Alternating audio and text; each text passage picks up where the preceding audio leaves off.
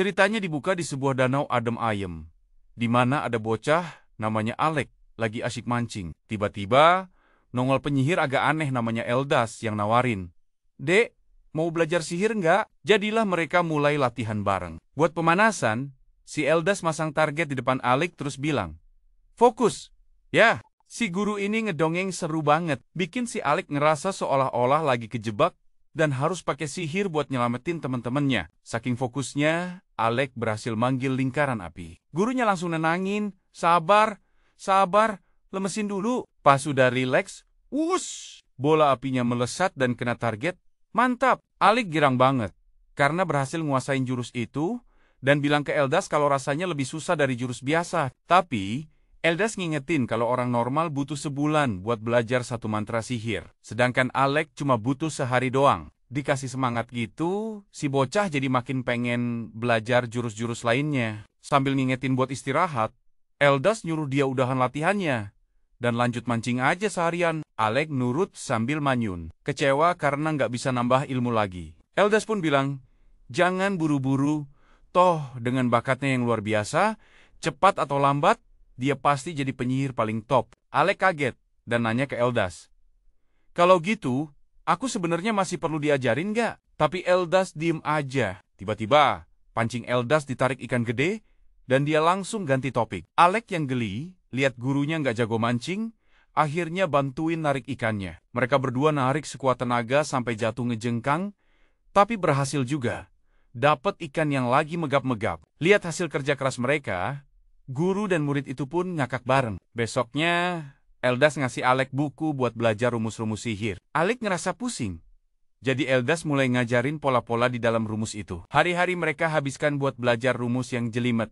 Sampai suatu hari, salju turun. Alec iseng ngeganggu pelajaran Eldas dan ngelempar bola salju ke arahnya. Akhirnya, mereka malah seru-seruan perang salju. Sayangnya, kebahagiaan mereka nggak lama, karena Eldas mutusin buat pergi ke ibu kota pas musim panas tiba. Alec sedih banget, karena nggak bakal ketemu lagi.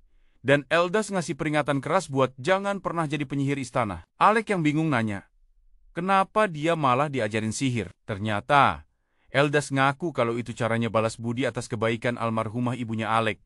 Setelah ngomong gitu, Eldas langsung balik badan dan ninggalin Alec sendirian. Bertahun-tahun kemudian, Alec udah jadi mahasiswa di Akademi Sihir Kerajaan. Pas lagi iseng lihat-lihat data alumni, dia baru tahu kalau Eldas lulus sebagai murid terbaik dan jadi penyihir istana. Tapi, belakangan Eldas malah diusir dari istana. Fakta itu bikin Alec marah besar sama pihak kerajaan. Demi ngebales kebaikan Eldas, dia nekat mau mengubah istana dengan cara jadi penyihir istana juga. Beberapa waktu kemudian, Alec beneran kerja jadi penyihir istana di timnya putra mahkota Regulus.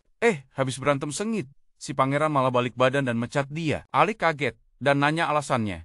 Si Regulus malah nyuruh dia ngejelasin tugasnya sendiri.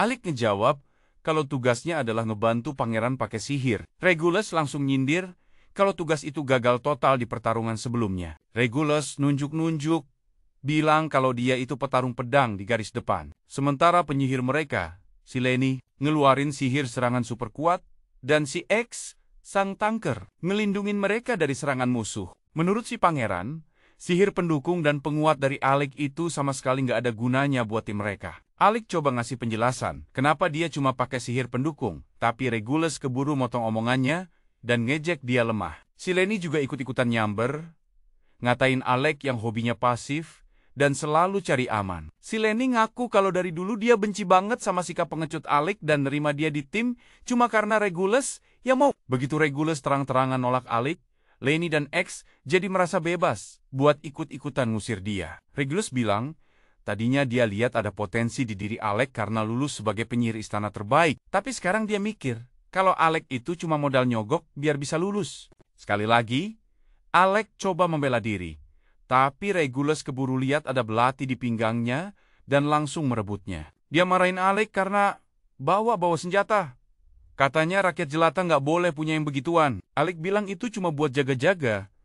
Kalau ada bahaya, Regulus malah narik kerahnya saking marahnya. Menurut si pangeran, rakyat jelata itu kumpulan orang bodoh yang nggak bisa dengerin perintah dasar.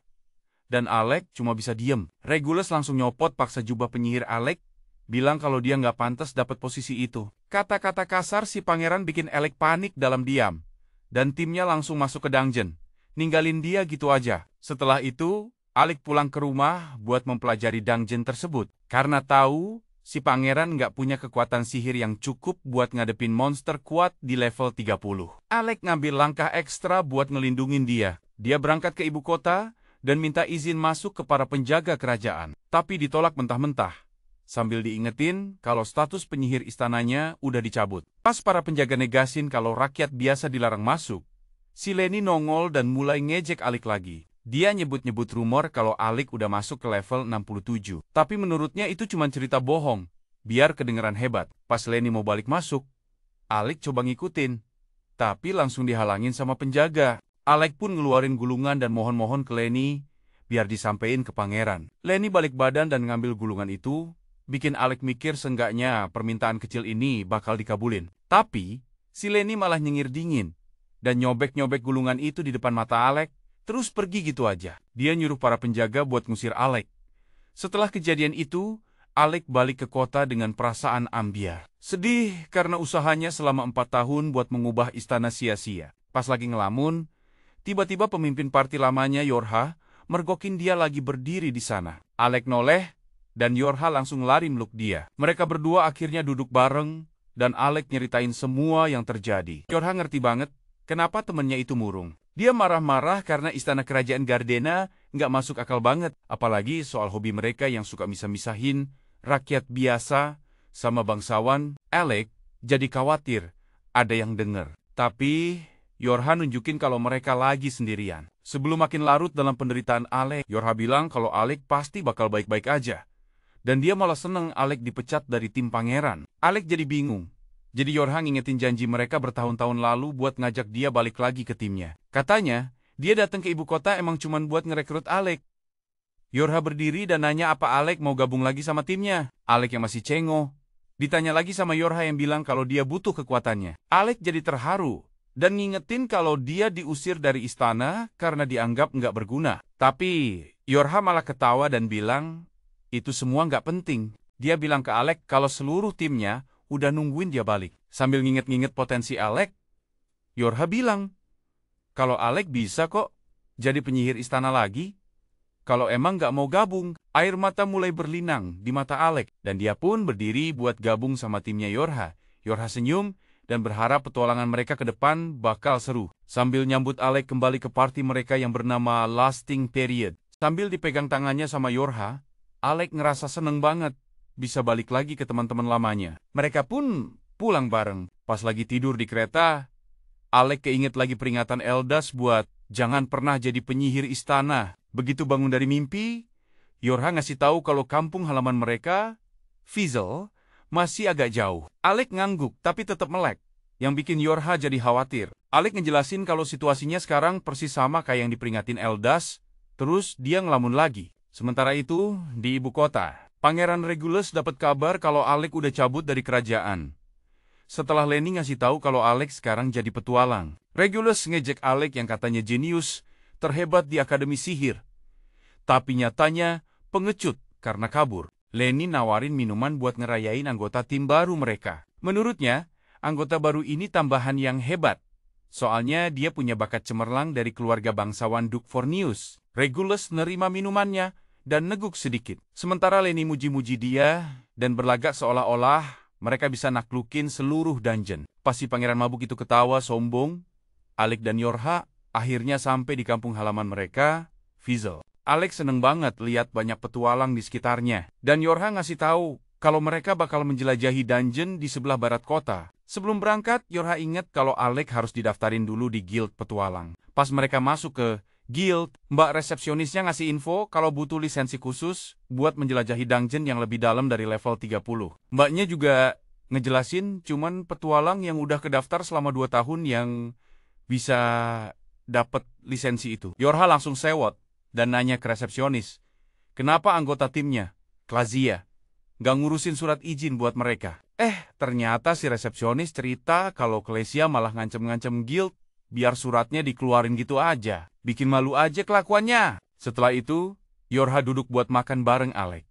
sambil ngedumel karena Klesia ngerusak rencananya. Sambil gigit sandwich, dia ngeluh kalau mereka nggak bisa nunggu 2 tahun lagi buat masuk ke lantai 52 dungeon. Tapi, abis makanannya habis, Yorha jadi ceria lagi dan mutusin buat menjelajahi area yang lebih gampang aja untuk sementara waktu. Alec kaget, tapi Yorha ngejelasin kalau ini hitung-hitung pemanasan yang bagus buat petualangan serius mereka nanti. Dengan semangat baru, Yorha berdiri dan ngajak Alec buat nikmatin waktu mereka di kota para dungeon ini. Habis makan siang, mereka langsung berangkat ke dungeon di mana segerombolan monster serangga langsung ngepung mereka. Yorha masang sihir pertahanan ke Alec yang langsung maju dan nebas serangga-serangga itu. Yorha seneng lihat kerja sama tim mereka, tapi dia juga ngerasa aneh. Kok dungeon buat pemula ini susah banget. Pas serangganya mulai beranak pinak, Alec curiga pasti ada insiden di level dungeon yang lebih dalam. Yorha masang sihir pertahanan buat dirinya sendiri dan jalan maju, tapi Alec bilang itu nggak aman. Dengan pede, Yorha terus maju sambil bilang kalau Alec udah kehilangan keberaniannya yang dulu. Yorha ngingetin kalau dulu dia nggak pernah mundur ngadepin monster apapun dan nyuruh Alec buat percaya sama penilaiannya. Ngeliat monster-monster ngumpul dan ngegempur perisai Yorha, Alec jadi bingung mau ngapain. Tapi, dia ingat kalau dia bukan lagi penyihir istana yang tugasnya ngebantu pangeran manja. Merasa bebas buat ngebantu temennya, Alec mulai konsentrasi dan ngumpulin sihirnya. Yorha sadar temennya lagi fokus. Dan wush, Alec ngeluarin sihir api dahsyat yang ngebakar semua serangga sampai jadi arang. Yorha seneng banget lihat semangat lama temennya balik lagi. Tapi Alec malah lompat buat ngabisin serangga lain di belakangnya. Terus, pas gerombolan serangga ngepung mereka berdua, Yorha masang perisai raksasa, sementara Alec nyiapin mantra gede. Serangga-serangga itu cuma bisa berdengung tanpa daya pas Alec manggil lingkaran sihir super besar dan ngeluarin jurus petir dahsyat yang nyapu bersih mereka semua. Merasa pertarungan udah selesai, Alec ngehela napas lega dan Yorha ngucapin selamat. Tiba-tiba, monster cacing raksasa nongol dari tanah dan nangkep Yorha. Belum sempat santai, Alec sadar kalau pasti cacing inilah penyebab para serangga tadi panik. Pas Yorha ngegantung di antara gigi-gigi monster itu, Alec ingetin kalau dia punya sihir pendukung terkuat se-akademi. Yorha senyum. Ingat, kalau Alec juga punya sihir serangan paling kuat buat ngebantu. Dengan dukungan dari Yorha, Alec manggil naga api yang melingkar di atas tongkatnya. Dia ngerapalin mantra bernama Blazing Tornado dan ngeluncurinnya ke arah si cacing. Si naga langsung nelen cacing itu dan ngebakar seluruh badannya sampai jadi abu, ninggalin Yorha yang aman di dalam gelembung pelindungnya. Setelah mendarat, Yorha lari ke arah Alec yang lagi muji kemampuannya. Yorha bilang kalau Alec itu penyihir terkuat di dunia, dan Alec cuma bisa nerima pujian itu dengan malu-malu. Yorha ngerasa kelakuan Alec persis kayak zaman dulu, sambil keinget salah satu pertarungan lama party mereka. Beberapa waktu kemudian, timnya Yorha lagi ngelawan Hydra. Si Satria coba nyerang, tapi tombaknya mental gitu aja dari kulit monster itu. Buat ngebantu si Satria kabur, pemanah di tim mereka coba ngalihin perhatian si Hydra. Tapi si Satria malah marah, karena ngerasa diganggu. Pas mereka lagi adu mulut, si Hydra nyemburin bola api raksasa ke arah mereka. Yorha nahan serangan itu pakai dinding es. Tapi kepala monster yang satunya lagi malah ngeluarin jurus petir. Dia nahan petir itu pakai perisai tanah. Tapi udah kecapean, karena harus ngeladenin semua elemen. Di tengah keputusasaan itu, dari belakang terdengar suara Alec. Wah, semua langsung lega. Soalnya, dia ngabungin kelima elemen jadi satu jurus dahsyat yang kekuatannya bisa bikin tanah geter. Langsung nembus pertahanan si Hydra kuat itu. Seneng banget bisa ketemu lagi sama teman lama mereka. Seluruh anggota party langsung lari nyamperin Alec. Setelah berhasil mecahin rekor dengan nyelesain level 68, mereka jadi makin semangat buat menjelajah lebih dalam lagi dan mencetak sejarah bareng sebagai lasting period. Ceritanya dimulai pas hari kelulusan. Mereka ini baru aja mecahin rekor dungeon sepanjang masa dengan sukses nembus lantai 68, yang bikin mereka langsung jadi lulusan terbaik di akademi. Nah, pas lagi asyik jalan pulang, sambil ngobrolin mau ngapain ke depannya, si Alec tiba-tiba diem. Terus ngomong ke teman-temannya, kalau dia ternyata mau jadi penyihir istana. Teman-temannya jelas kecewa dengernya, terutama si Ornes. Soalnya, kalau aja Alec gabung sama mereka, party petualang mereka udah pasti jadi yang paling kuat sejagat raya. Tapi ya sudahlah, dia tetap ngehargain keputusan Alec, pasti ada alasan bagus di baliknya. Sebelum mereka pisah jalan, Yorha negasin kalau dia belum nyerah buat ngerekrut Alec. Intinya, begitu ada lowongan, Dia janji bakal langsung datang buat nawarin. Nah, kita balik lagi ke masa sekarang, di mana si Yorha akhirnya resmi ngajak Alec gabung ke partinya. Buat ngerayain, Alec ditraktir makan besar. Tapi ya gitu, si Yorha ini payah banget kalau soal minum-minum. Baru nenggak 1 gelas bir aja, kelakuannya udah mulai aneh dan badannya oleng. Nggak butuh waktu lama sampai akhirnya dia ambruk di kursi dan ketiduran. Alec yang baik hati langsung pakai sihir buat nyelimutin Yorha pakai jaketnya biar nggak masuk angin. Tiba-tiba ada seorang pria muncul di belakangnya dan nyeletuk. Untuk ukuran petualang, kamu perhatian juga? Ya, Alec ngira itu cuma orang mabuk biasa. Jadi dia cuekin aja. Tapi si pria ini malah jadi kesal dan langsung mengayunkan botolnya ke arah Alec. Botolnya pecah berkeping-keping, tapi Alec udah keburu pasang perisai sihir buat ngelindungin diri. Pas Alec mau balas, pria itu tiba-tiba manggil namanya dan bilang kalau reputasinya emang bukan isapan jempol belaka. Dia lalu nyodorin kartu akses dungeon ke meja sebagai permintaan maaf karena udah ngetes dengan cara yang kasar. Alec yang tadinya marah sekarang jadi bingung total. Soalnya dia sama sekali nggak kenal pria ini siapa. Tiba-tiba Yorha bangun dari mabuknya dan nanya ke Alec, "Ngapain Guildmaster ada di sini?" Alec kaget bukan main. Pas tahu pria ini ternyata beneran Guildmaster. Dan si Guildmaster bilang dia pengen lihat sendiri sehebat apa sih mantan penyihir istana itu. Jadilah si Alec diajak ke pusat latihan. Gak lama kemudian, mereka semua sampai di ruang penilaian. Di situ, si Guildmaster akhirnya ngenalin diri secara resmi. Namanya Laviel. Alec langsung inget. Dia pernah dengar cerita kalau si Laviel ini dulunya anggota parti peringkat S. Wah, udah pasti ngelawan dia bakal susah banget, pikirnya. Tapi, bukannya takut, dia malah semangat. Soalnya, ini kesempatan emas buat pemanasan sebelum beneran masuk dungeon. Begitu pertandingan dimulai, Alec langsung nembakin sihir petir ke Laviel. Tapi si bos guild itu dengan lincah ngehindar dan balas nyerang pakai tebasan air. Alec sadar kalau ngandelin serangan jarak jauh doang, nggak bakal efektif. Jadi dia mutusin buat maju dan ngajak Laviel adu jotos dari dekat. Tapi pas dia maju, Laviel udah keburu pakai sihir penguat ke badannya sendiri. Bikin kecepatan dan kekuatannya naik gila-gilaan. Saking cepatnya, Alec sampai susah ngikutin gerakannya. Dan pas Laviel akhirnya nyerang, meskipun Alec berhasil nahan pukulannya pakai perisai, dia tetap aja mental sampai nabrak tembok. Yorha mulai cemas. Tapi Alec cepat-cepat bangun dan bilang dia nggak apa-apa. Dia cuma kaget aja, sama kecepatan serangan Laviel tadi.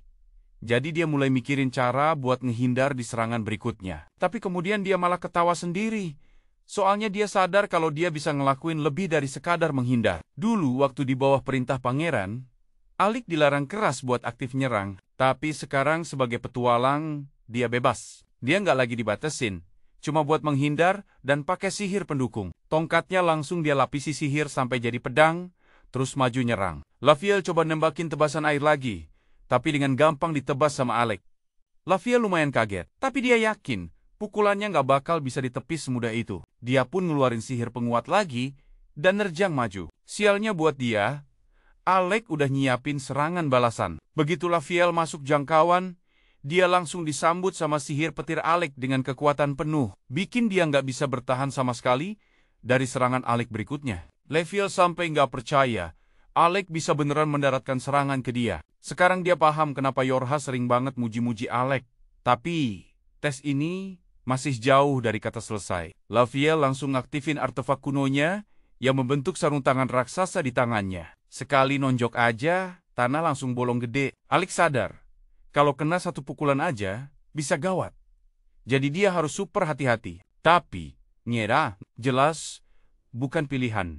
Dia coba nyerang lagi pakai sihir petir.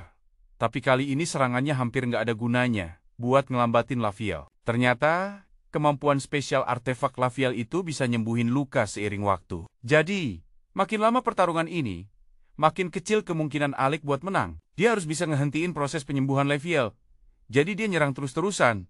Tapi nggak ada satupun yang kena. Alec lalu ngejek Laviel, yang terus-terusan menghindar. Kenapa? Takut ya ngadepin aku langsung? Ejekan itu ternyata manjur bikin Laviel panas. Dia langsung mengayunkan pukulan liar ke Alec, yang justru bikin pertahanannya bolong dan perutnya kena tebas. Sesuai harapan Alec, dia berhasil ngasih luka lagi ke Laviel. Tapi buat ngalahin si bos guild ini, butuh lebih dari itu. Leviel nerjang maju lagi, dan Alec coba bertahan pakai perisai. Tapi perisainya hancur lebur, saking kuatnya pukulan itu. Untungnya, serangan itu bikin momentum Leviel sedikit pecah. Jadi Alec manfaatin kesempatan itu buat nyerang dadanya. Leviel nolak buat kalah. Jadi dia coba ngelancarin pukulan palu yang bikin debu di mana-mana. Yorha sampai mikir kalau Leviel udah keterlaluan untuk sebuah tes. Pukulan sekeras itu harusnya udah cukup bikin Alec pingsan. Tapi ternyata, dia masih bisa menyelinap ke belakang Leviel dan ngelancarin satu serangan terakhir. Tenaganya pun habis sampai di situ. Tongkatnya patah, dan dia langsung jatuh pingsan. Yorha buru-buru lari buat ngecek kondisinya. Leviel akhirnya ngaku kalau dia mungkin agak keterlaluan kali ini. Dan dia nyatain Alec sebagai pemenang sejati dari pertandingan itu. Pas Yorha lagi ngobatin luka Alec, Ornes muncul karena udah kelamaan nunggu. Dan dia kaget setengah mati pas tahu Alec ternyata lagi duel sama Leviel. Dia bilang ke Leviel kalau itu tindakan payah banget.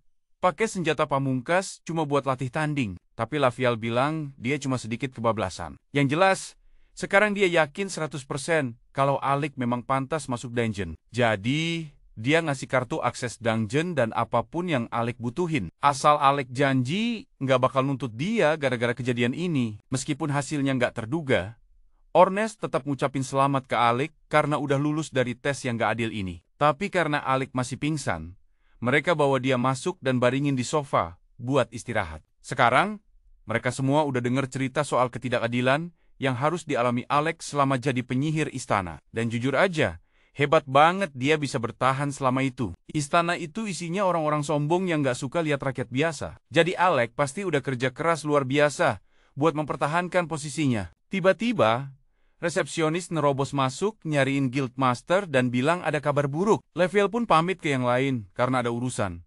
Dan ninggalin mereka di kantornya buat jagain Alec. Tapi dia ngasih satu syarat, jangan sekali-kali nyentuh koleksi minuman kerasnya. Begitu Leviel pergi. Ornes langsung nyamperin koleksi minuman itu dan ngambil botol yang kelihatannya paling mahal. Cuma buat bikin Leviel kesal. Setelah itu, dia minta Yorha buat ceritain detail lengkap soal kehidupan Alec sebagai penyihir istana. Soalnya selama ini dia cuma denger cerita yang gak jelas. Dan wah, ceritanya panjang banget. Alec ditugasin buat ngelindungin pangeran. Tapi di saat yang sama dia dilarang bawa pedang atau pakai sihir apapun yang bisa bikin dia kelihatan lebih hebat dari si pangeran. Udah gitu, dia juga disuruh bawain barang-barang dan ngurusin semua item party. Dan yang paling parah, setelah maksa Alec buat cuma pakai sihir pendukung, si pangeran malah ngatain dia nggak berguna karena cuma bisa sihir pendukung. Ornes jadi agak bingung.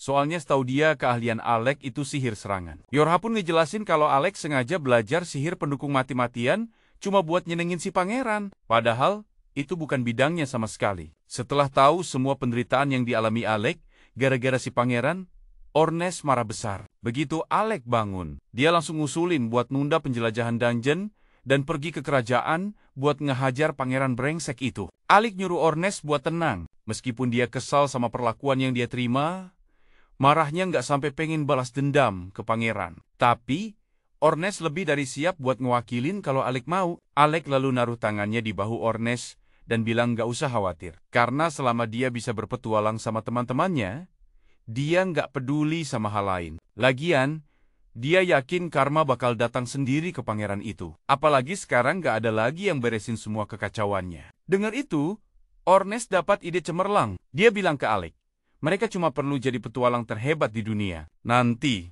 kalau beritanya udah sampai ke istana, si pangeran pasti bakal nyesel.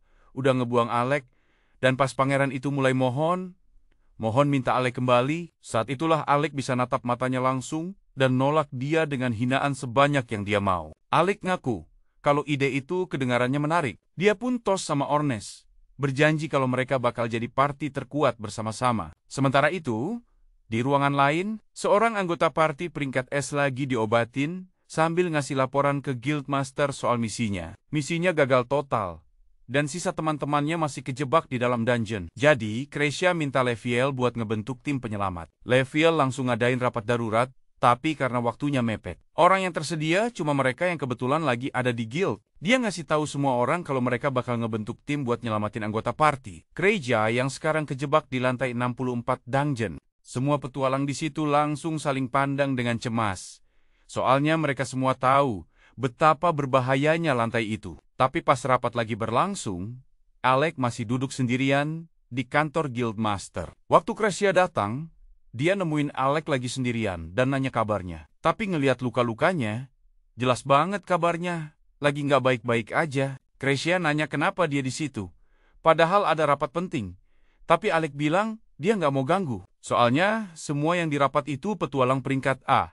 Dan dia masih ngerasa kayak orang luar dibanding mereka. Cresia mengangkat tangannya dan pakai sihir pemulihan buat nyembuhin Alec. Setelah itu dia bilang kalau Alec harus tahu nggak ada satu orang pun di sini yang bakal nganggep dia orang luar. Selama jadi penyihir istana, Alec tanpa sadar jadi punya kebiasaan buat nggak pernah menonjol atau banyak omong karena takut nyinggung para bangsawan sombong. Dan meskipun dia tahu di sini situasinya beda, nggak gampang buat ngubah kebiasaan selama 4 tahun dalam semalam. Cresia bisa lihat kalau Alec lagi kesulitan, jadi dia nepuk-nepuk kepalanya dan bilang dia selalu ada kalau Alec butuh bantuan.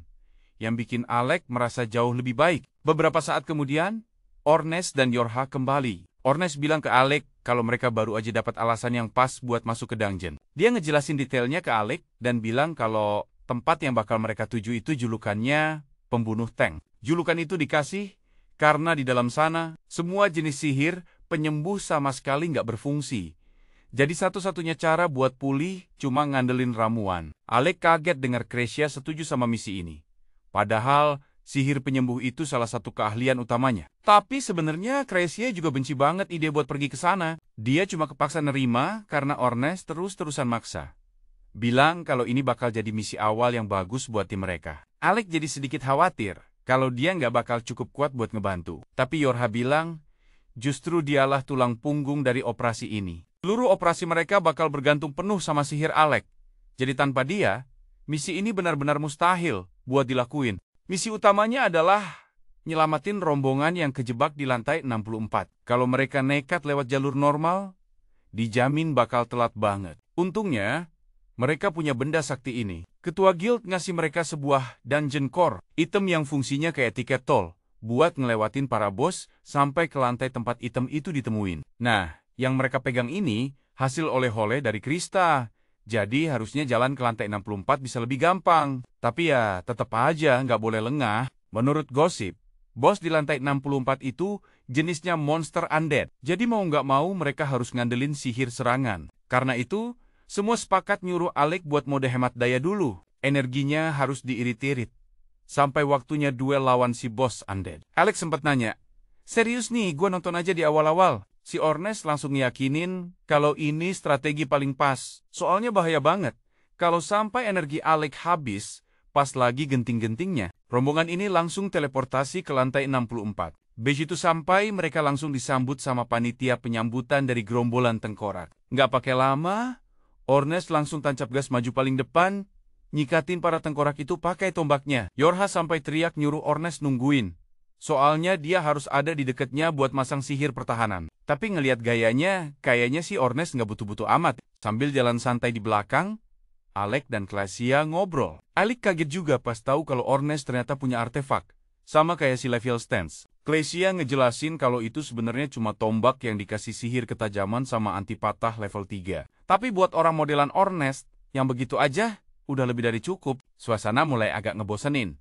Soalnya semua musuh kroco di depan udah disapu bersih sendirian sama Ornes. Alec iseng, nanya apa Ornes butuh bantuan. Tapi Ornes langsung nolak mentah-mentah. Bilang kalau urusan musuh ecek-ecek gini, biar dia aja yang beresin. Alec dan Cresia lanjut jalan. Tapi tiba-tiba Alec ngerasa ada yang coba ngendap-endap di belakangnya. Tanpa pikir panjang, Alec langsung balik badan dan nembakin petir ke arah sana. Teman-temannya langsung berhenti dan nanya ada apa gerangan. Dia ngejelasin kalau barusan dia ngerasa ada sesuatu di belakangnya. Ornes percaya banget sama insting temannya itu, jadi dia nanya ke Alec apa dia bisa tahu itu apa dan di mana posisinya. Alec masih belum bisa lihat wujudnya, tapi feelingnya bilang benda itu ada persis di depannya. Akhirnya, dia menciptakan pedang mana dan menebasnya. Serangannya kena dan langsung ngebuka wujud asli makhluk itu. Sesosok Grim Reaper. Ornes langsung sorak-sorai buat Alec. Soalnya insting temennya itu ternyata masih setajam silet. Cara Ornes ngomong barusan bikin Alec curiga jangan-jangan dia udah tahu soal si Grim Reaper ini dari awal. Nesti Ingelis bilang kalau dia emang tahu ada monster tak kasat mata di lantai ini, tapi dia nggak tahu cara ngatasinnya. Jadi, dia pikir bakal jadi ide bagus kalau ngebiarin Alec yang nyari solusinya sendiri, biar kepercayaan dirinya naik lagi. Pengakuan dan kepercayaan adalah dua hal yang nggak pernah Alec dapetin selama kerja jadi penyihir istana. Jadi dia seneng banget tahu teman-temannya percaya penuh sama dia. Tapi sambil ngabisin si Grim Reaper, dia teriak kalau perbuatan Ornest itu tetap aja salah. Ternyata Klesia sama Yorha juga udah tahu soal musuh tak kasat mata ini dan gak ngasih tahu Alec. Mereka pun minta maaf. Tapi semua ini dari awal emang idenya si Ornest. Makanya Klesia nyuruh Alec buat ngelampiasin amarahnya ke Ornest aja. Alec bilang ke Ornest, kalau urusan ini bakal dibahas panjang lebar nanti kalau udah pulang. Tapi sekarang mereka harus fokus nyelesain misi dulu. Rombongan itu pun makin masuk ke dalam dungeon. Nggak lama kemudian, mereka ketemu gerombolan tengkorak yang jumlahnya jauh lebih banyak dari sebelumnya. Dan Ornest malah kelihatan seneng banget. Karena ini bakal jadi tantangan yang lumayan. Yorha ngingetin kalau mereka di sini buat misi penyelamatan. Jadi nggak usah terlalu berlebihan. Tapi bagi Ornest, nggak ada yang lebih nikmat dari pertarungan seru. Dia nyuruh semua orang mundur, biar dia yang ngurusin sendirian. Tapi Alec nolak, nggak mau ngebiarin Ornest maju sendirian lagi. Akhirnya dia ikut gabung di pertarungan, sementara Yorha ngasih sihir penguat ke mereka berdua. Sialnya, pas mereka berdua asyik ngabisin para tengkorak. Mereka lupa kalau Yorha itu payah dalam bertarung, dan jadi nggak ada yang jagain. Untungnya, ada Klesia yang sigap nyelamatin dia. Alec nggak mau ambil risiko lagi. Jadi dia nyuruh semua orang buat berlindung di belakangnya, biar dia yang beresin sisanya. Semua nurut, dan Alec langsung ngerapal mantra petir area luas. Setelah jalanan bersih, mereka bisa lanjut lagi. Tapi sebelum itu, Ornest punya pertanyaan buat Alec. Dia heran, kenapa dari tadi Alec sering banget pakai mantra petir? Padahal waktu mereka masih sekolah dulu, Alec biasanya pakai berbagai macam mantra keren buat bertarung. Ornest jadi penasaran, apa yang bikin dia berubah? Alec langsung keinget semua momen waktu si pangeran dengan gegabahnya maju ke dalam dungeon tanpa mikir. Dan akhirnya, Alec yang harus beresin semua kekacauannya. Kayaknya, sejak saat itu, Alec jadi terbiasa pakai mantra petir karena waktu aktivasinya paling cepat. Tiba-tiba, mereka semua dengar suara mengerikan dari bagian dungeon yang lebih dalam. Yorha yakin banget, itu pasti suara si bos lantai. Mereka harus segera ke sana secepat mungkin. Akhirnya, semua setuju buat ngebiarin Ornest lari duluan. Soalnya dia yang paling kenceng di antara mereka. Yorha langsung masang sihir peningkat kecepatan ke semua orang, dan Ornest langsung ngacir. Sisanya, ngikutin dari belakang. Mau lihat berapa kali pun, Alec selalu kagum sama kecepatan larinya Ornest. Apalagi setelah dapat tambahan tenaga dari sihirnya Yorha. Setelah beberapa saat, mereka akhirnya nyusul Ornest. Tapi anehnya, dia malah lagi duduk santai di pinggir tebing, sambil nontonin sesuatu di bawah. Alec ikut ngintip ke bawah dan ngelihat ada seorang cowok lagi dikejar-kejar sama bos lantai, sambil teriak-teriak minta tolong ke Ornest. Tapi Ornest kelihatannya nggak minat sama sekali buat ngebantu. Alec nanya ada apa sebenarnya. Dan Ornest ngejelasin kalau cowok itu emang nyebelin banget. Namanya Loki, dan dia adalah penyihir pendukung dari party yang mau mereka selamatkan. Sebagian besar anggota party Rakroma itu orangnya baik-baik. Tapi si Loki ini kelakuannya minus banget. Jadi nggak ada yang sudi temenan sama dia. Loki teriak ke Ornest. Ngancem kalau dia mati di sini, dia bakal ngehantui mimpi Ornest seumur hidupnya. Tapi Ornest kayaknya santai aja dengan ancaman itu. Tiba-tiba, si Loki kesandung dan jatuh ke tanah. Alec langsung bilang, mereka harus nolongin. Soalnya monsternya udah mau mangsa dia. Tapi yang lain malah bilang kalau Loki itu sebenarnya nggak dalam bahaya. Karena ini emang gaya bertarungnya yang biasa. Benar saja. Monster itu nginjek sebuah lingkaran sihir di tanah, dan Loki langsung nyengir lebar. Detik berikutnya, pilar api langsung nyembur dari bawah dan nembus perut si monster. Alec sadar, kalau Loki pasti udah masang jebakan buat monster itu. Yang lain ngejelasin, meskipun mereka sebel sama orangnya. Mereka nggak bisa mungkirin fakta kalau Loki itu ahli strategi yang brilian di medan perang. Si monster terus-terusan nginjek jebakan Loki satu persatu, dan Loki mulai ngetawain monsternya, karena gampang banget dikibulin. Tapi sialnya, jebakannya habis sebelum monsternya mati. Akhirnya, dia jadi nggak berdaya. Dan si monster udah siap-siap mau ngehajar dia sampai jadi debu. Tapi, sesaat sebelum Loki kena serangan, Alec dan yang lainnya akhirnya turun tangan buat nyelamatin dia. Ornest langsung narik Loki ke tempat aman, sementara sisanya nahan si monster. Monster itu coba nyerang Alec, tapi Yorha langsung bikin perisai buat ngelindungin dia. Habis itu, monsternya langsung berbalik dan ngejar Ornes sama Loki. Monster itu kayaknya dendam kesumat sama Loki gara-gara semua jebakan yang dia pasang. Dan Ornes nggak bakal bisa lari lebih cepat dari monster itu di medan yang kayak gini. Jadi, dia muter balik, lari ke bawah kolong monster, terus ngelempar Loki ke arah Glacia biar dia yang urus. Yorha kemudian minta Glacia buat bawa Loki ke tempat yang lebih tinggi biar aman. Sementara itu, karena tangan Ornes udah nggak repot lagi, dia akhirnya bisa bertarung dengan kekuatan penuh. Dia minta Yorha buat ngasih semua sihir pendukung yang dia bisa. Yorha pun langsung totalitas dan ngeluarin semua mantra penguat yang dia kuasai. Ornes langsung nerjang ke arah monster. Setelah ngeles dari serangan pertamanya, dia lompat ke udara dan nusuk si monster tepat di bawah matanya. Sayangnya, serangan itu nggak cukup kuat buat bikin monsternya pingsan. Jadi Ornes malah kepental dan jatuh ke tanah. Yorha lari buat ngecek keadaannya, dan pas si monster mau nginjek Ornes, dia masang perisai buat ngelindunginnya. Tapi, perisainya nggak bakal kuat nahan beban seberat itu lama-lama. Jadi dia teriak, minta Alec buat cepetan nyiapin mantranya dari atas tebing. Loki ngelihat pertempuran itu dari atas. Sebelumnya dia terlalu takut buat merhatiin. Tapi sekarang setelah dia fokus, dia kaget ngelihat Alec ternyata udah balik lagi. Loki udah denger banyak banget rumor hebat tentang dia. Jadi dia semangat banget pengen lihat apa yang bisa dilakuin sama si jenius legendaris itu. Pas banget dia ngomong gitu, Alec mulai ngebentuk beberapa lingkaran sihir secara bersamaan. Loki sampai melongo. Soalnya bisa ngerapal 3-5 mantra sekaligus aja udah masuk kategori jenius. Lah ini si Alec dengan santainya bikin 20 lingkaran sihir tanpa keringetan sama sekali. Si monster sadar kalau Alec lagi nyiapin jurus pamungkas. Jadi dia langsung nyerbu Alec buat ngegagalin. Tapi Ornes nggak ngebiarin itu terjadi. Begitu Alec selesai, dia langsung ngelepasin rentetan mantra petir tanpa henti buat ngelemahin si monster. Sebelum diakhiri dengan satu serangan terpusat, sialnya, monster itu berhasil lompat dan ngehindarin serangan terakhir tadi. Alec langsung ngasih peringatan ke semua orang buat siap-siap sama serangan baliknya. Ornes teriak manggil Glacia, minta dia buat ngasih tembakan perlindungan. Glacia langsung membidikan panahnya ke monster itu dan nembakin hujan panah buat ngelambatin gerakannya. Ini ngasih waktu yang cukup buat Yorha buat pakai sihir pengikat untuk nahan monster itu di tempat. Ornes langsung manfaatin kesempatan ini buat nancepin tombaknya lurus nembus kepala si monster. Ajaibnya, monster itu masih hidup dan coba ngelancarin satu serangan terakhir ke arah Alec.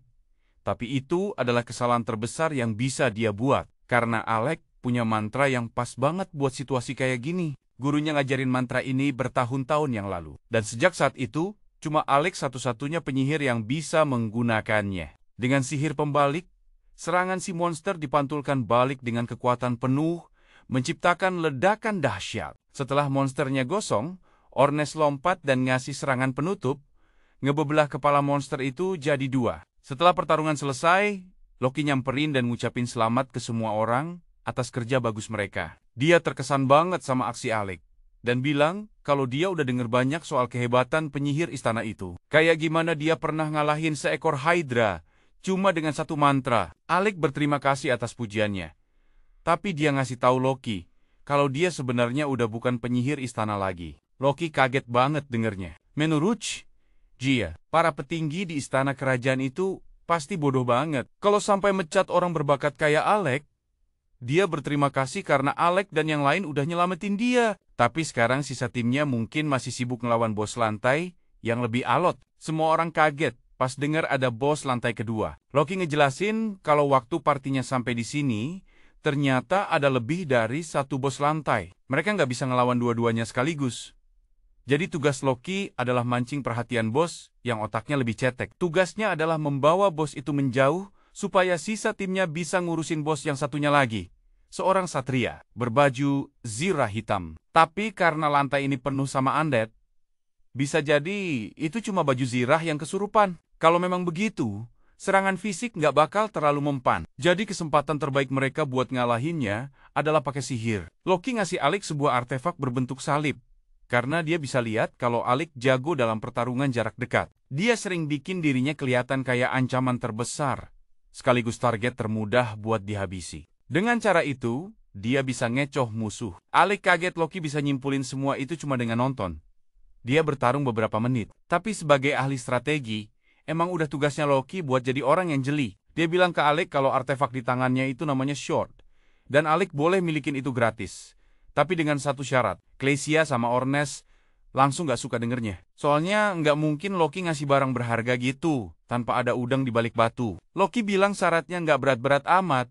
Dia cuma mau Alec nggak pakai sihir sama sekali pas ngelawan bos kedua nanti. Yang lain langsung bilang, Loki udah gila, nyuruh penyihir bertarung tanpa sihir. Tapi Loki ngeyakinin kalau dia udah punya rencana matang. Dia ngejelasin kalau tipu daya dan muslihat itu udah jadi makanan sehari-harinya. Karena si Satria kematian itu, kemungkinan besar ngira mereka bakal nyerang pakai sihir. Ngelakuin kebalikannya pasti bakal bikin dia kaget dan lengah. Ngomong-ngomong, ingat pangeran yang memecat Alec? Nah, ini dia sekarang. Dia dan yang lainnya saat ini sedang dikejar-kejar di dalam sebuah dungeon oleh dua monster ulat. Dan sang pangeran sama sekali tidak mengerti bagaimana ini bisa terjadi. Karena sebelumnya dia tidak pernah kesulitan melawan monster jenis ini. Dia memerintahkan Lenny untuk segera menggunakan sihir untuk melenyapkan mereka. Dan Lenny pun mencobanya. Tetapi entah kenapa sihirnya tidak berfungsi saat itu. Sang pangeran menyebutnya tidak berguna dan memutuskan bahwa dia harus menebas monster-monster itu sendirian. Tapi saat dia berbalik dan mencoba menebas salah satunya, pedangnya malah terpental.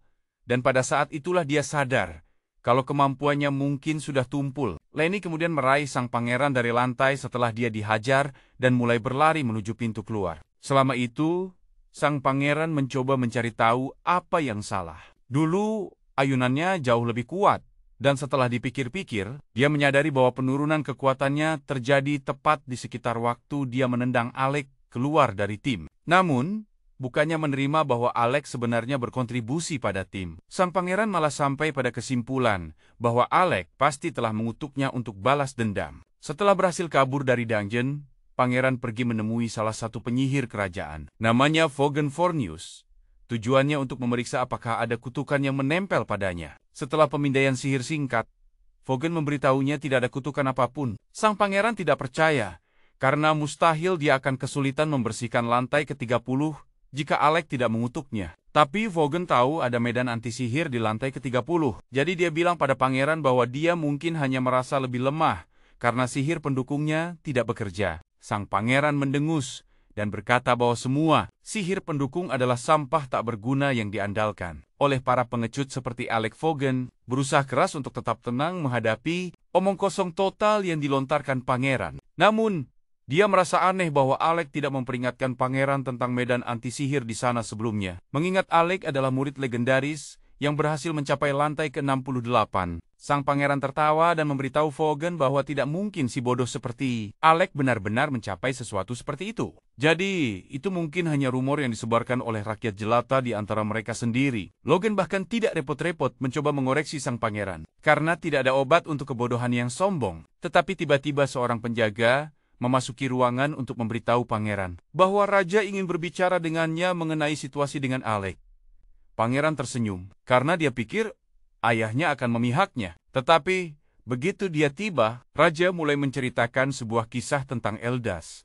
Dia menjelaskan bahwa Eldas adalah seorang penyihir istana yang telah dia usir bertahun-tahun yang lalu. Dan dia adalah orang yang sangat bodoh. Eldas adalah seorang bangsawan yang berani berdiri di hadapannya raja. Galdanadan mengatakan kepadanya bahwa jika dia tidak mengubah cara rakyat jelata dan penyihir istana diperlakukan, sebuah tragedi besar akan menimpa bangsa dalam waktu dekat. Sang pangeran angkat bicara dan mengatakan, Eldas pantas diusir, karena tidak ada bangsawan yang boleh berbicara kepada raja dengan cara seperti itu. Tapi bukan itu alasan raja menyebutnya bodoh. Setelah Eldas diusir, dia dicopot dari gelar bangsawannya dan memutuskan untuk masuk ke Akademi Sihir, membungkam para pengkritiknya dengan keterampilannya yang luar biasa dan lulus sebagai lulusan terbaik. Namun, meskipun dia bisa memilih untuk melakukan apa saja dengan ketenaran dan kekuatannya, dia dengan bodohnya memilih untuk kembali ke kastil dan bekerja sebagai penyihir istana. Selama menjadi penyihir istana,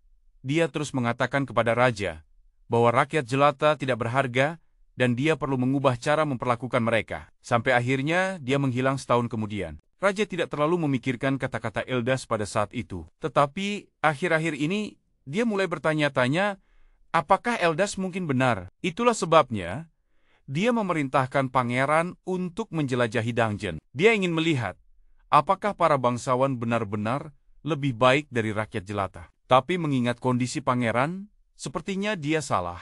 Dia mengatakan, mungkin sudah waktunya untuk mengubah kebijakan diskriminasi mereka terhadap rakyat jelata. Jadi mulai sekarang dia berencana untuk mempekerjakan mereka yang berbakat, terlepas dari latar belakang mereka. Sang pangeran tertegun dan mengatakan kepada ayahnya bahwa itu akan menjadi aib bagi nama keluarga mereka jika mereka menerima rakyat jelata sebagai sederajat. Dan raja mengakui bahwa dialah yang membesarkan pangeran untuk percaya akan hal itu. Tapi segalanya perlu berubah. Sang pangeran mencoba berargumen bahwa bergaul dengan rakyat jelata seperti Alec hanya akan membawa kemalangan. Dan dia menggunakan kondisinya saat ini sebagai buktinya. Tetapi tiba-tiba seorang penjaga datang dan memberikan kepada Regulus sisa-sisa buku yang ditulis oleh Alec. Raja menjelaskan bahwa sebelum Alec pergi, dia membuat panduan komprehensif tentang cara membersihkan lantai ke-30 dungeon untuk Regulus. Tetapi buku itu disobek oleh Lenny sebelum Regulus sempat melihatnya. Pangeran tidak bisa mempercayai apa yang didengarnya. Jadi dia memberitahu ayahnya bahwa dia merasa tidak enak badan dan pamit. Saat Regulus pergi, Raja berbicara dengan Vogan dan mengatakan kepadanya bahwa meskipun mungkin sulit, dia akan sangat menghargai jika Vogan mau membantu Regulus sebanyak mungkin. Dan Vogan berjanji untuk melakukan yang terbaik. Sementara itu, Regulus mengalami gangguan mental. Karena jika Alec benar-benar berpengetahuan dan berbakat selama ini, itu berarti dialah masalahnya selama ini. Dan dia tidak bisa menerimanya. Sementara itu, GP Haki Alec, dia saat ini meminta Loki untuk menjelaskan mengapa dia tidak ingin dia menggunakan sihir untuk melawan bos. Dia mengerti bahwa artefak itu kuat. Bos itu seharusnya kebal terhadap serangan fisik. Jadi, dia tidak berpikir dia akan bisa mengalahkannya hanya dengan pedang. Namun, Loki mengatakan dia tidak pernah berharap Alec mengalahkannya dengan pedang. Dia hanya ingin Alec berpura-pura menjadi petarung jarak dekat, sehingga bos tidak akan menduganya menggunakan sihir. Yang lain mengerti rencananya, tetapi Kraya tidak mengerti mengapa mereka perlu bersusah payah menipu monster itu. Jadi Loki memberitahunya bahwa bos ini sama cerdasnya dengan mereka. Alec merasa sulit untuk percaya, dan Loki mengerti mengapa dia skeptis. Tapi yang dia minta hanyalah agar Alec tetap menggunakan pedangnya. Setidaknya sampai Loki memberikan sinyal. Dan Alec setuju untuk mengikuti rencana Loki. Dan dengan catatan itu, Loki memberitahu Kraya ada sesuatu yang dia butuhkan bantuannya. Akan terlalu lama untuk mencapai teman-temannya dengan berjalan kaki. Jadi dia ingin menggunakan sihir teleportasi. Tetapi, dia tidak punya cukup mana untuk menggunakannya sendiri saat ini. Jadi dia membutuhkan bantuan Kraya. Yang lain, semua panik saat mendengar sihir teleportasi, karena itu seharusnya menjadi rahasia negara yang dijaga ketat, dan hanya mengetahuinya saja bisa membuat mereka dalam masalah. Tapi tidak ada pilihan lain di sini. Jadi mereka memutuskan untuk menyalahkan Loki jika terjadi kesalahan. Sementara Loki sedang menggambar lingkaran dan menunjukkan kepada Kraya cara kerja teleportasi. Alec berbicara dengan Nola dan bertanya apakah Loki adalah seseorang yang bisa dia percayai. Nola mengatakan kepadanya bahwa secara pribadi dia tidak suka kepribadian Loki. Tetapi dalam situasi serius, kamu benar-benar bisa mengandalkannya untuk menyelesaikan pekerjaan. Sebagai contoh, dia memberitahu Alec bahwa 2 tahun lalu, Loki mengordinasikan serangan besar-besaran di dungeon tingkat kesulitan tinggi, dan berkat perencanaannya, misi tersebut berhasil, tanpa satu pun korban. Karena itu masalahnya, Alec memutuskan untuk sepenuhnya percaya pada rencana Loki, dan begitu lingkaran teleportasi siap, mereka semua melangkah masuk. Nola kagum, karena ini adalah pertama kalinya dia melihat sihir teleportasi sungguhan beraksi. Tapi Loki memberitahunya, ini hanyalah versi yang disederhanakan, yang akan mengirim mereka ke lokasi pilihannya. Dengan catatan itu, dia memperingatkan semua orang bahwa dia akan menteleportasi mereka tepat di depan bos. Jadi mereka harus siap bertarung begitu mereka mendarat. Loki kemudian mengaktifkan lingkaran teleportasi, dan dalam sekejap, mereka semua lenyap dari tempat itu dan mendarat tepat di depan anggota parti Loki lainnya yang sedang bertarung melawan Satria Kegelapan. Keduanya telah melakukan yang terbaik untuk menahannya sampai sekarang. Tetapi mereka belum bisa memberikan banyak kerusakan dan mereka kehabisan stamina. Tapi untungnya, Ernest melompat masuk untuk memberi mereka kesempatan mundur. Dia berbenturan dengan satria itu, dan sementara satria itu fokus pada Ernest, Alec mencoba menyelinap ke belakangnya untuk serangan diam-diam. Tetapi satria itu bereaksi seketika, dan melompat ke udara untuk menghindari serangan. Ia kemudian menyerang keduanya. Dan sementara itu, Loki dan Kraya datang untuk membantu membawa Rywell dan Marple ke tempat yang aman. Sirah satria itu sangat keras. Dan dari kelihatannya, tidak ada orang di dalamnya. Tapi itu tidak membuat perbedaan bagi Ernest. Dia berlari ke depan untuk menyerang satria itu. Dan satria itu mencoba melompati dia. Tetapi Ernest sudah merencanakannya. Jadi dia menjepit jubahnya ke tanah, memberi Alec kesempatan sempurna untuk memenggal kepala satria itu. Saat helm logam itu jatuh ke tanah, Alec bertanya-tanya, apakah itu benar-benar cukup untuk mengalahkan monster itu? Tapi hal-hal tidak pernah semudah itu dalam situasi seperti ini. Satria itu tiba-tiba mulai bergerak lagi dengan puluhan sulur aneh keluar dari lehernya.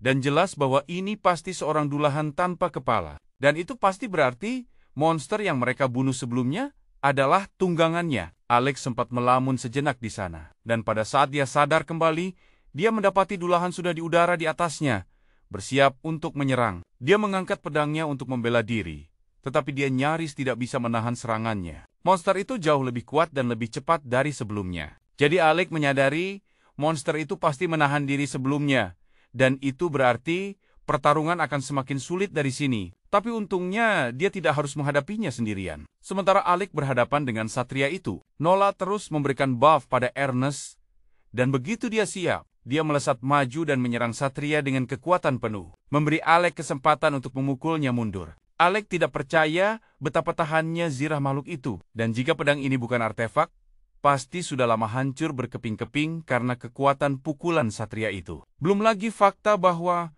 karena satria itu adalah undead, tidak peduli berapa kali mereka memukulnya, ia akan selalu beregenerasi dan bangkit kembali. Omong-gomong, satria itu berhasil mengambil kembali kepalanya dan memasangnya kembali ke tubuhnya, sebelum mengeluarkan teriakan yang memekakan telinga, yang membuat semua orang linglung. Ia kemudian mengincar Alec dan menendangnya sekuat tenaga, membuat Alec terbang mundur dengan kecepatan tinggi. Tetapi untungnya, sebelum dia menabrak dinding, Nola berhasil menggunakan penghalang untuk meredam benturan untuknya. Dia berlari untuk memeriksa apakah Alec baik-baik saja, dan dia mengatakan padanya dia baik-baik saja. Dia hanya tidak menyangka satria itu bisa menggunakan seni bela diri dengan begitu baik. Jika Nola tidak menyelamatkannya dengan penghalang itu, maka ada kemungkinan besar dia bisa saja mati barusan. Jadi dia bertanya pada Loki, berapa lama lagi dia harus terus bertarung dengan pedang. Loki masih di tengah persiapannya. Jadi dia memberitahu Alec bahwa dia harus bertahan selama 5 menit lagi. Mudah untuk mengatakannya. Tetapi Alec hampir mati oleh makhluk itu barusan, dan dia hanya memiliki 3 ramuan tersisa. Ernest nyaris tidak bisa bertahan saat ini. Jadi dia berteriak agar Alec kembali ke pertarungan. Dan keduanya melakukan yang terbaik untuk membuat satria itu sibuk selama beberapa menit berikutnya. Akhirnya, persiapan 5 menit Loki selesai. Jadi dia mengaktifkan lingkaran sihir raksasa, dan mulai tertawa. Melihat ini menyebabkan satria itu panik dan langsung menyerang Loki, menebas dadanya. Tapi itulah yang sebenarnya diinginkan. Loki terungkap bahwa ini semua hanyalah ilusi dan lingkaran sihir raksasa itu hanyalah tipuan untuk memancing satria ke dalam perangkap. Tepat pada saat itu, es mulai terbentuk di bawah kaki satria. Saat Loki yang asli mengawasi dari atas menara, Ernest kemudian menginjak perangkap teleportasi yang dipasang Loki dan Kraya, dan dia dikirim tepat di belakang satria, memungkinkannya untuk menjatuhkannya ke depan, tepat sebelum Marple melompat turun dari lengkungan dengan ayunan dari atas. Satria itu berhasil menghindar. Tetapi itu juga bagian dari rencana, karena Loki telah memasang perangkap es lain untuk mengurangi kecepatannya. Satria itu menyadari bahwa Loki adalah orang di balik semua jebakan. Jadi, dia memanjat menara untuk menghabisinya. Loki mengeluarkan pedang sihir untuk menahannya. Tetapi Rywell khawatir karena Loki tidak cukup kuat untuk menangani satria itu sendirian. Dia memang membuat persiapan dengan meminta Nola untuk memberikan peningkatan kekuatan 7 kali lipat padanya. Tetapi tubuhnya tidak terbiasa dengan tekanan semacam ini. Jadi dia nyaris tidak bisa bertahan. Sementara Loki membuat satria itu sibuk. Nola mengucapkan mantra pengikat untuk menjebaknya di tempat. Tetapi satria itu masih berhasil mendaratkan pukulan pada Loki, menjatuhkannya dari lengkungan, dan membuatnya jatuh ke tanah. Namun, Loki tidak menunjukkan kekhawatiran karena semuanya berjalan persis seperti yang dia pikirkan. Alec mengangguk, siap untuk melancarkan serangan pamungkas. Sambil mengamati Alec mempersiapkan serangan terakhirnya, Loki menyadari kalau formasi sihir yang diciptakan Alec jauh lebih banyak daripada saat melawan naga. Karena harus mengeluarkan kekuatan sihir yang begitu besar, Alec sempat terhuyung-huyung. Tapi, ia berhasil bangkit kembali untuk menyelesaikan mantranya. Saat tubuh Alec bersinar karena energi yang meluap, semakin banyak formasi sihir mengelilingi sang satria. Akhirnya, Alec melepaskan kombinasi dahsyat Thunderbolt yang membuat monster itu menjerit kesakitan. Akan tetapi, satria perkasa itu berhasil menerobos segelnya dan berusaha kabur. Sadar ini adalah kesempatan terakhirnya. Alec berjuang untuk menambah kekuatan pada mantranya, tapi tubuhnya sudah mencapai batas. Loki sadar bahwa ini sudah gila. Alec sudah menggunakan jurus pamungkasnya 2 kali, jadi wajar saja kalau ia tidak bisa mengeluarkan kekuatan penuhnya. Sementara itu, Alec berjuang keras untuk mempertahankan mantranya. Tiba-tiba, ia teringat kata-kata ejekan Regles saat memecatnya dulu. Lalu, ia teringat sambutan hangat dari timnya sendiri setelah itu. Tak mau mengecewakan mereka, Alec mengangkat tongkatnya sekali lagi. Bertekad untuk membuat teman-temannya bangga. Alec melangkah maju dan merapal mantra baru bernama Vajra. Mantra ini menggabungkan semua formasi petirnya dan melepaskan seekor naga raksasa. Saat anggota tim yang lain hanya bisa menonton dengan kaget, Alec bersiap untuk menghancurkan Dark Knight dengan naga petirnya. Tak lama kemudian, monster itu berhasil lepas dari segel Yorha dan menyerbu ke depan. Alec segera melepaskan naganya, yang melesat maju dan melahap monster logam itu, menghancurkan seluruh tubuhnya hingga berkeping-keping. Setelah bos berhasil dikalahkan, Alec akhirnya ambruk ke tanah karena kelelahan. Ia merasa senang karena bisa mengandalkan rekan satu timnya untuk melindunginya. Tapi Yorha mengingatkannya bahwa mereka di sini hanya untuk bersenang-senang. Ernest berpikir bahwa Alec yang dulu akhirnya kembali dengan kekuatan penuh. Tapi Kroger bilang, ia masih bisa lebih hebat lagi. Kroger tertawa kecil sebelum bertanya pada Alec, apakah kali ini ia memenangkan taruhan mereka. Mengingat taruhan mereka adalah siapapun yang jatuh lebih dulu, dialah yang kalah. Alec jadi kesal pada Ernest karena dianggap tidak adil. Tahu kalau posisi Alec memang tidak menguntungkan, Ernest memutuskan untuk memberinya hukuman yang lebih ringan. Ia menyuruh Alec untuk tidak pernah lagi menyimpan rahasia dari tim mereka, dan mengatakan bahwa Alec harus selalu bergantung pada teman-temannya untuk menyelesaikan masalah. Melihat kepedulian tulus dari sahabatnya, air mata mengalir di wajah Alec saat ia bercanda tentang hukuman yang ringan itu. Ernest bertanya-tanya apakah Alec benar-benar ingin menderita.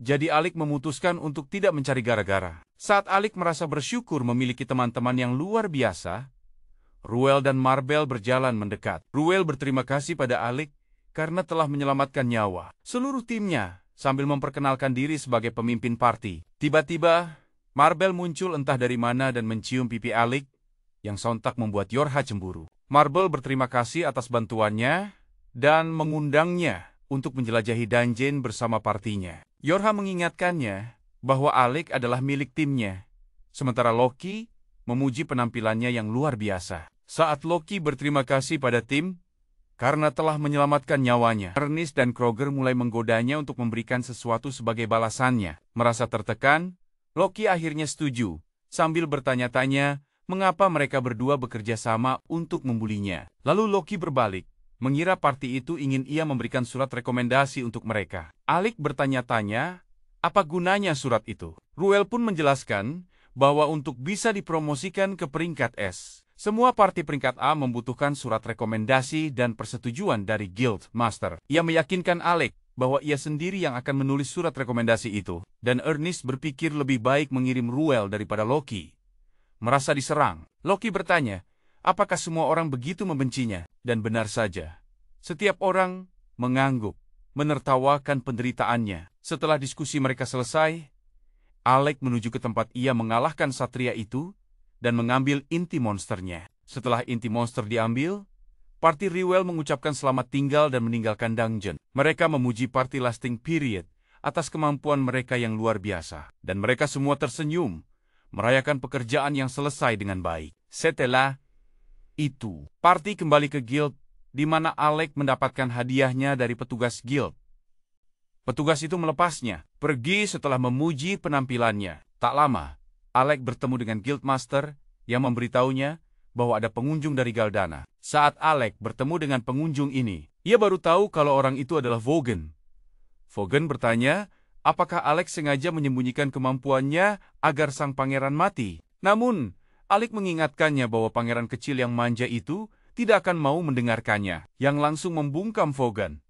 Lalu Alec bertanya, apakah sang pangeran sudah punya penyihir istana yang baru? Vogan tertawa dan menjelaskan bahwa si bocah manja itu sudah dibuat sadar diri di lantai ke-30 dungeon. Vogan mengatakan bahwa ia dipekerjakan untuk mengajar sang pangeran dan menjadi pengawalnya, tapi ia sudah muak dengan sikapnya. Menyadari bahwa Vogan adalah pengawal pangeran, Alec menduga bahwa Regulus pasti ada di guild juga. Ia bertanya pada Vogan di mana pangeran sekarang, dan Vogan menjelaskan bahwa ia ada di arena guild untuk menghindarinya. Alec memintanya untuk mengantarnya ke sana, karena ia punya urusan yang harus diselesaikan dengan Regulus. Saat mereka berdua berjalan menuruni tangga menuju arena bawah tanah, Vogan bertanya-tanya mengapa sang pangeran begitu kaku dengan pandangannya tentang kaum bangsawan. Alec berpikir itu wajar saja bagi para bangsawan untuk bertingkah sombong, dan Vogan hanya bisa menghela napas frustrasi. Ini mengejutkan Alec, yang menunjukkan bahwa Vogan sendiri adalah seorang bangsawan.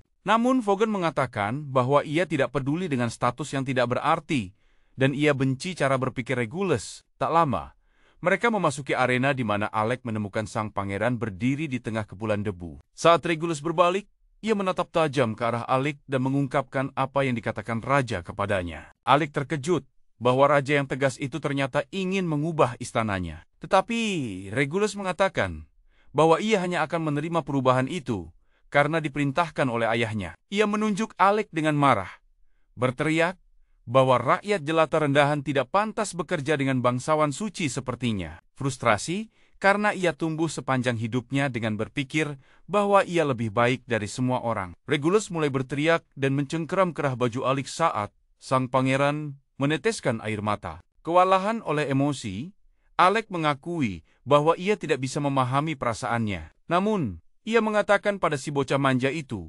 bahwa ini adalah kesalahannya sendiri karena tidak pernah mau mendengarkannya. Regulus menjadi marah, tapi Alec menepisnya, mengatakan bahwa jika saja ia mendengarkannya, ia tidak akan dipermalukan di dungeon, meskipun ia berada di pihak yang salah. Ego Regulus membuatnya buta dan ia menolak untuk mendengarkan. Ia meletakkan tangan di dadanya yang mulai bersinar dan memanggil senjatanya untuk menantang Alec.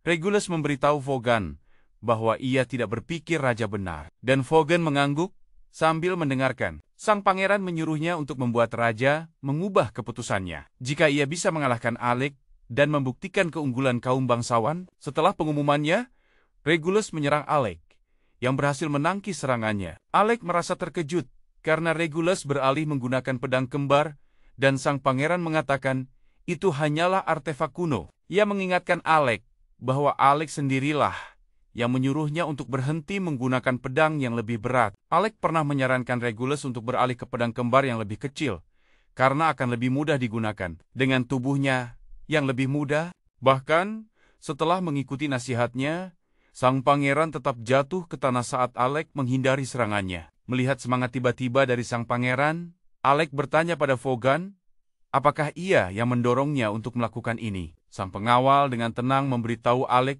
bahwa ia ingin Regulus melihat sendiri kemampuan rakyat jelata dengan matanya, karena ia terlalu keras kepala untuk mengakuinya. Saat sang pangeran berjuang untuk bangkit, Vogan menyuruhnya untuk membuktikan bualan tentang kaum bangsawan dengan tindakannya. Marah dengan ejekan itu, Regulus mencoba menyerang lagi, tetapi Alec menangkisnya sekali lagi. Sementara sang pangeran mati-matian menebas Alec. Vogan mengungkapkan bahwa ia mengatakan kepada pangeran bahwa ia akan mendapatkan rasa hormatnya jika ia mengambil tindakan, bahkan jika ia tidak bisa membuktikan dirinya. Kemudian Regulus melancarkan serangan khusus untuk menembus pertahanan Alec, tapi ia tetap berhasil menangkis serangan itu. Karena kelelahan, Regulus sadar bahwa Alec memperkuat kemampuannya sendiri melalui sihir pendukung. Ia ingat bahwa saat menjelajahi dungeon bersama Alec, ia tidak pernah merasa lelah karena sihir pendukungnya melindunginya selama tindakan nekatnya. Sebagai tanggapan, Alec mengatakan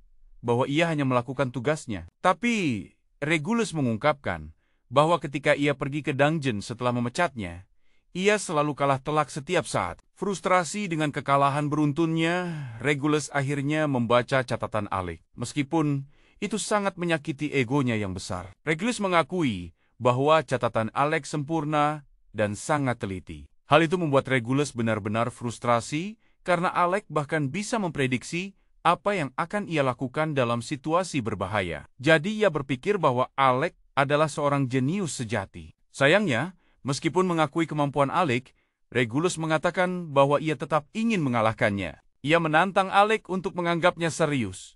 Jadi sang penyihir akhirnya memanggil pedangnya. Kali ini, ia menjadi serius dan mengingatkan pangeran bahwa ia bisa dengan mudah menghancurkannya. Sebelum bergerak, Alec bertanya kepada pangeran apakah raja benar-benar berpikir kerajaan mereka perlu berubah. Sang pangeran mengungkapkan bahwa raja sedang menguji kemampuan kaum bangsawan dan rakyat jelata. Jadi ia menyuruhnya menjelajahi dungeon untuk sebuah eksperimen. Regulus merasa terhina karena ia hanya menjadi proyek percobaan bagi ayahnya. Dan Alec akhirnya menyadari mengapa raja begitu baik padanya selama bertahun-tahun. Sang pangeran bertanya apakah ia sudah puas, tetapi Alec mengatakan bahwa sebelumnya ia berpikir telah menyia-nyiakan semua tahun-tahunnya di istana. Namun, jika raja berubah pikiran, itu berarti usaha dan perjuangan Elta selama bertahun-tahun yang lalu tidaklah sia-sia. Saat Alec menyatakan kebahagiaannya, Regulus terkejut. Kemudian Alec akhirnya menggenggam pedangnya, siap untuk menyelesaikan duel.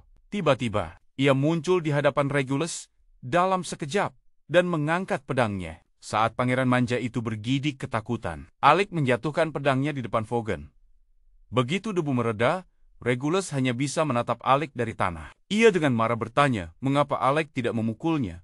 Bertanya-tanya apakah ia mengasihaninya. Regulus terus bertanya, mengapa Alec tidak lebih marah padanya? Mengingat semua saat ia mempermalukannya tanpa alasan. Saat sang pangeran terus mengoceh, Alec menatapnya dalam diam. Ketika Regulus menangis, pangeran muda itu kehilangan semua harapan. Berpikir bahwa cita-cita dan impian sebelumnya menjadi sama sekali tidak berarti. Sang pangeran bertanya-tanya apa yang harus dilakukan selanjutnya, karena ia tidak tahu lagi mana yang benar. Ia berpikir mungkin jika ia mati, ayahnya akan mempertimbangkan kembali keputusannya dalam kesedihan. Namun, dengan Alec yang menatapnya dengan kasihan, Regulus berpikir bahwa tidak ada jalan keluar baginya. Dalam keputusasaannya, Regulus bertanya pada Alec apa yang harus ia lakukan selanjutnya, yang membuatnya tertawa. Alec meminta maaf karena tertawa, tetapi mengatakan bahwa ia tidak pernah menyangka sang pangeran akan tiba-tiba meminta nasihat hidup darinya. Ia menjelaskan bahwa pada awalnya ia juga ingin menghajar Regulus dan membalas dendam atas semua penderitaan yang ia sebabkan. Namun, dengan sang pangeran menangis dan memohon bantuannya, ia tidak bisa menahan tawa melihat absurditas situasi ini. Kemudian, untuk menjawab Regulus, Alec mengatakan bahwa ia tidak tahu, karena ia sendiri selalu bergantung pada orang lain. Karena betapa tidak terduganya hidup ini. Alec mengatakan bahwa bahkan ia sendiri kesulitan menjawab apa yang harus ia lakukan selanjutnya. Namun, ia memberitahu sang pangeran bahwa ia tidak seharusnya meminta nasihat dari orang lain dan harus membuat keputusannya sendiri tentang apa yang harus dilakukan. Mendengar nasihatnya, Regulus menjadi tenang dan menyadari bahwa ia harus menjawab pertanyaannya sendiri. Kemudian ia meminta sebuah barang pada Vogan, yang langsung menyerahkan jubah penyihir istana kepada sang pangeran. Regulus menawarkan jubah itu kepada Alec, mengatakan bahwa ia telah mengambilnya secara tidak adil. Pada saat itu, Vogan juga menunjukkan surat dari istana kerajaan, dan Alec bertanya apakah itu adalah perintah kerajaan. Vogan mengatakan bahwa itu sebenarnya adalah permintaan dari raja. Alec pun menolak untuk mengambil jubah itu. Ia memberitahu sang pangeran bahwa ia tidak ingin meninggalkan teman-temannya dan tidak akan pernah menjadi penyihir istana lagi. Alec menyuruhnya untuk menyampaikan salam hangatnya kepada raja. Sang pangeran melempar jubah itu ke arahnya, menyerah pada Alec. Regulus berbalik untuk pergi, mengatakan bahwa Alec benar-benar pecundang karena menolak kebaikan raja. Alec menyeringai mengatakan bahwa ia sudah menjadi rakyat jelata yang tidak berguna, jadi ia tidak akan rugi banyak. Akhirnya, Regulus mengatakan bahwa ia membenci Alec, dan Alec menjawab bahwa ia merasakan hal yang sama. Mendengar persetujuannya, Regulus pergi kali ini dengan senyum di wajahnya. Vaughan berbalik untuk mengikuti tuan mudanya, sementara Alec tertawa, akhirnya merasa bebas. Beberapa waktu kemudian, tim sedang bersantai di kamar mereka ketika Alec bertanya, apakah semua orang ada waktu luang? Ornest, Krasia, dan Yorha menjawab kalau mereka senggang. Jadi Alec mengajak mereka jalan-jalan keliling kota untuk tamasya. Tiba-tiba, perut Ornest sakit. Sementara Krasia teringat kalau dia punya urusan lain. Alec jadi kesal. Tahu banget kalau mereka jelas-jelas cuma cari alasan biar nggak pergi dengannya. Tapi mereka cuek saja dan tetap pergi, meninggalkan Yorha yang jadi salah tingkah karena teman-temannya itu jelas-jelas mencoba memberinya waktu berduaan dengan Alec. Alec pun mengajak Yorha pergi berdua saja. Karena dia memang hanya ingin menjelajahi kota, Yorha jadi gugup mendengar ajakannya. Tapi akhirnya setuju untuk menemaninya jalan-jalan. Pertama-tama, Yorha membawa Alec ke Jalan Petualang, tempat mereka melihat-lihat berbagai kios yang menjual peralatan dan barang-barang berguna. Saat Yorha mengingatkan Alec untuk tidak tertipu barang palsu, seorang penjaga toko menawarinya pil aneh yang katanya bisa meningkatkan kekuatan bertarungnya selama 10 hari penuh. Anehnya, meskipun tadi baru saja memberi nasihat cerdas, Yorha malah termakan rayuan gombal itu. Benar-benar seperti anak kecil yang terperdaya permen. Tepat saat dia akan membeli pil itu, Alec menghentikannya dan menariknya menjauh dari toko si penipu. Dia menyarankan Yorha untuk menyuruh Ornest dan Krasia saja yang berbelanja barang apapun yang dia butuhkan. Saran itu membuat Yorha teringat terakhir kali dia menyuruh kedua orang bodoh itu ke pasar. Bukannya membawa barang yang dia pesan. Mereka malah menghabiskan uangnya yang berharga untuk membeli setumpuk pernak-pernik tidak berguna. Alec hanya bisa menghela napas, menyadari kalau anggota partinya ini isinya adalah balita-balita paling cerdas di dunia. Kemudian, dia melihat tas yang dibawa Yorha dan menawarkan diri untuk membelikan semua kebutuhannya. Setelah Yorha berterima kasih atas bantuannya, mereka masuk ke sebuah kafe yang nyaman untuk bersantai sejenak. Begitu duduk, Alec bertanya kepada Yorha, kenapa Ornest dan Krasia begitu membenci Loki? Yorha tersenyum canggung dan menjelaskan bahwa mereka pernah bertengkar hebat sebelum Ornest mendapatkan artefak kunonya. Yorha bertanya apakah Alec ingat gaya bertarung Ornest yang serampangan. Dan Alec mengangguk. Dia menjelaskan bahwa meskipun Ornest liar di medan perang, dia punya kebiasaan untuk merawat dan membersihkan senjatanya dengan sangat teliti di luar pertarungan. Ternyata, ceritanya bermula saat party Lasting Period menjelajahi sebuah dungeon 2 tahun lalu dan bertemu party peringkat A yang sedang dalam kesulitan. Untungnya, Loki dan Reuel juga datang membantu, sehingga mereka berhasil melawan bos yang berbahaya itu. Akan tetapi, Ornest terluka saat melindungi anggota tim yang lebih lemah dari bos lantai, dan dia mencoba menyembunyikan lukanya sambil terus bertarung. Setelah bos berhasil dikalahkan, dia mencoba berjalan pulang meski terluka, tetapi akhirnya pingsan di tengah jalan. Loki dan Reuel membantu memapah Ornest. Namun, saat Loki memegang tombak Ornest, dia mengira tombak itu sudah rusak parah akibat pertarungan. Menganggap senjata itu sudah tidak berguna, Loki membuangnya begitu saja. Tentu saja,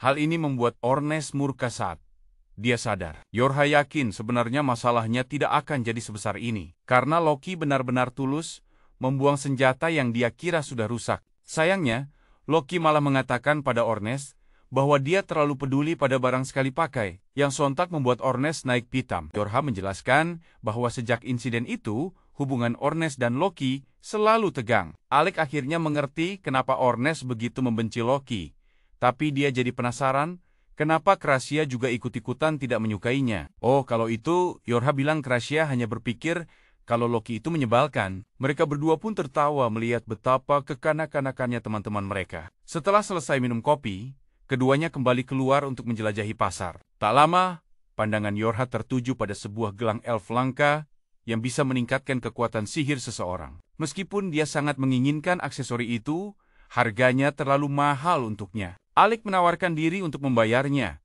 dan Yorha terkejut.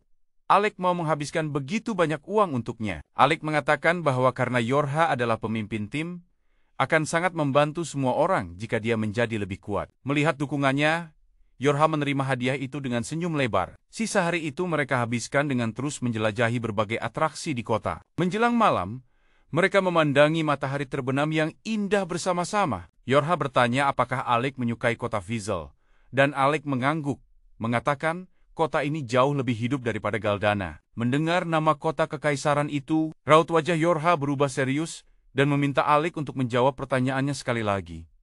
Alec jadi bingung. Yorha pun mengungkapkan bahwa sejak dia meminta Alec bergabung kembali dengan parti mereka, dia merasa bersalah, seolah-olah telah merebut pekerjaannya sebagai penyihir istana. Yorha ingin tahu, apakah Alec benar-benar senang bersama parti mereka, atau merasa terpaksa ikut saja. Alec menjawab bahwa meskipun dia punya urusan yang belum selesai di Galdana, tujuannya kini telah berubah untuk membantu partinya menjadi yang terkuat di dunia. Mendengar ini, Yorha meneteskan air mata dan berkata, dia tidak akan pernah membiarkan Alec berhenti lagi.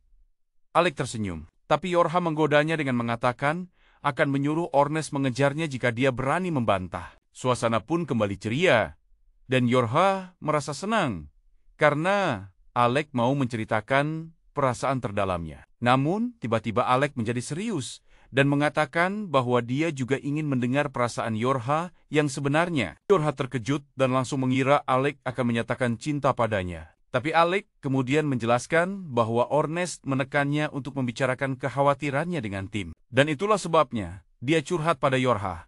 Sadar dirinya baru saja dikerjai. Pipi Yorha memerah padam.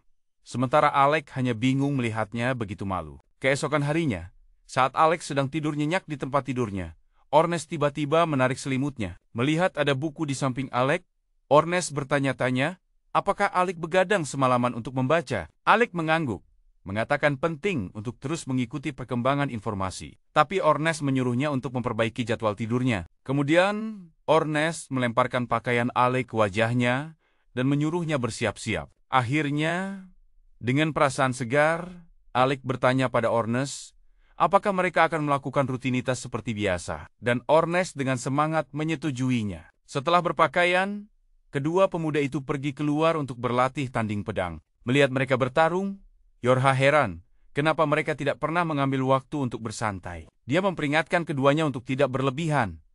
Tapi mereka mengabaikannya dan terus bertarung dengan kekuatan penuh. Alec menjelaskan bahwa dia telah kehilangan 4 tahun waktu berharga untuk bertarung. Jadi dia perlu mengejar ketertinggalan pengalaman dari rekan-rekan satu timnya. Tiba-tiba, Ornes berhasil menepis pedang Alec dan mengangkat pedangnya sendiri untuk memberikan serangan akhir. Alec berhasil menangkis serangan itu, tapi pedangnya patah dalam prosesnya. Ornes dengan enggan mengakui bahwa meskipun Alec kurang pengalaman, refleksnya benar-benar gila. Alec kemudian menimpali bahwa Ornes juga berhasil menahan semua serangannya. Ketika Alec berkata, dia berencana mengalahkan Ornes dalam pertandingan mereka. Ornes tertawa dan mengatakan tidak mungkin dia bisa mengalahkannya. Dia lalu mengeluarkan tombaknya dan menyuruh Alec menggunakan pedang artefaknya untuk pertarungan yang sesungguhnya. Untungnya, Yorha menghentikan mereka sebelum keduanya terluka dalam pertandingan latihan bodoh itu. Tiba-tiba, Loki muncul dan mengejek tim itu karena berlatih begitu keras,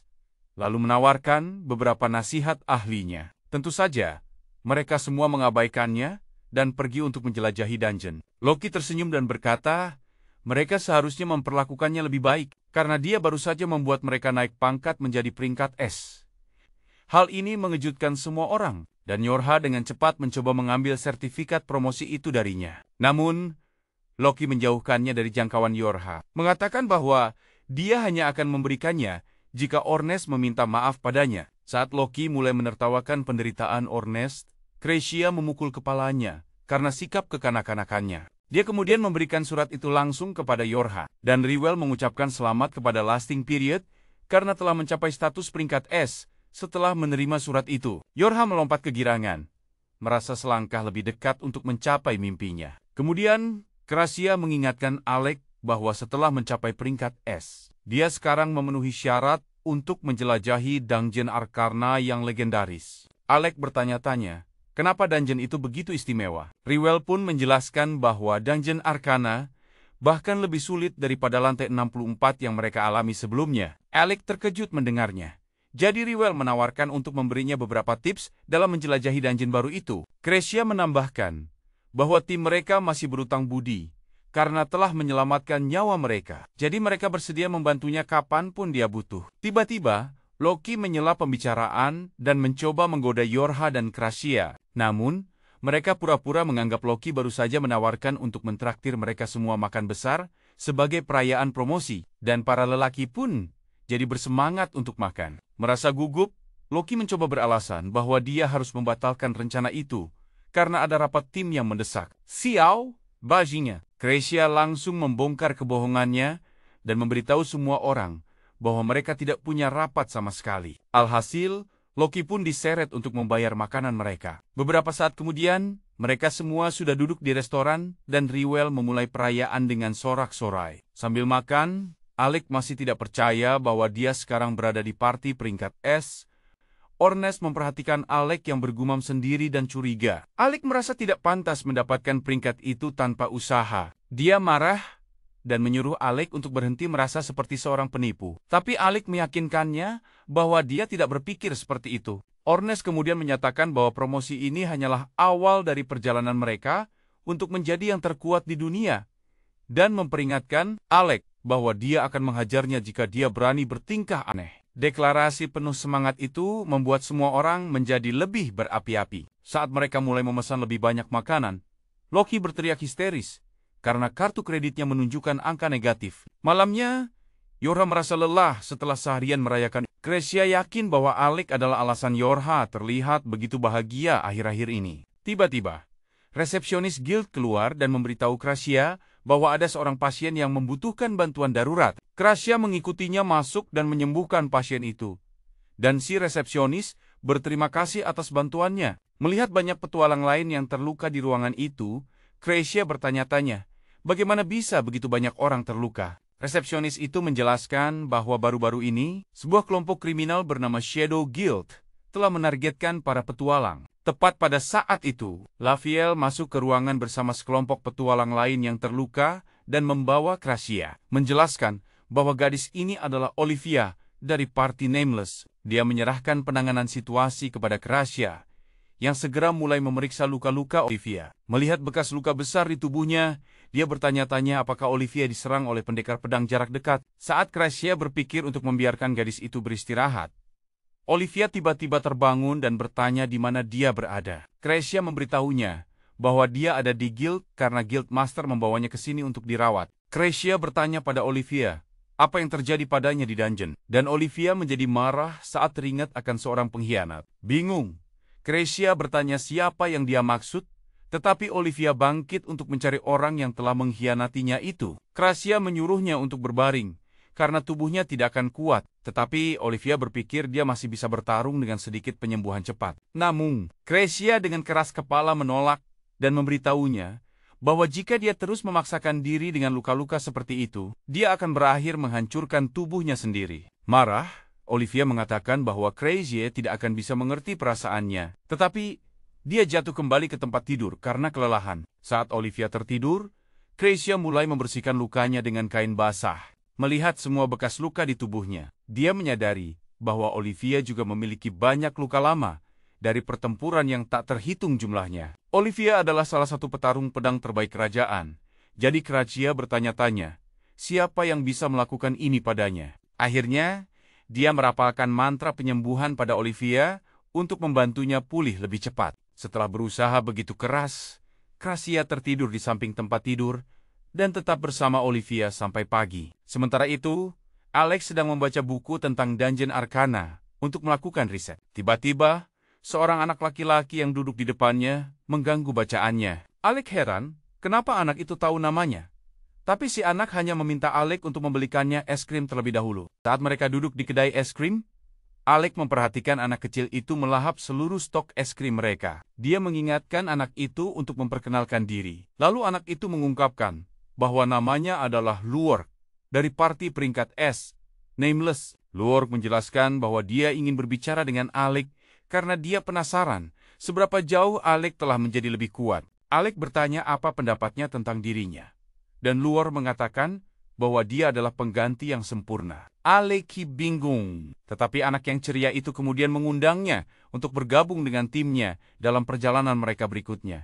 Keesokan harinya, Kraja masuk ke kamar Olivia buat mengobati lukanya, malah nemuin Olivia lagi, ayun-ayunin pedang di kasur kayak orang kesurupan. Dia nanya ke Lafiel, kenapa nggak dihentikan? Dan Lafiel cuma bisa pasrah, bilang kalau si kepala otot itu nggak mau dengerin. Lafiel juga kesal, karena Olivia bungkam soal Shadow Guild, jadi Keraja coba menenangkan suasana. Setelah Olivia akhirnya berhenti, Lafiel langsung menagih informasi soal Shadow Guild.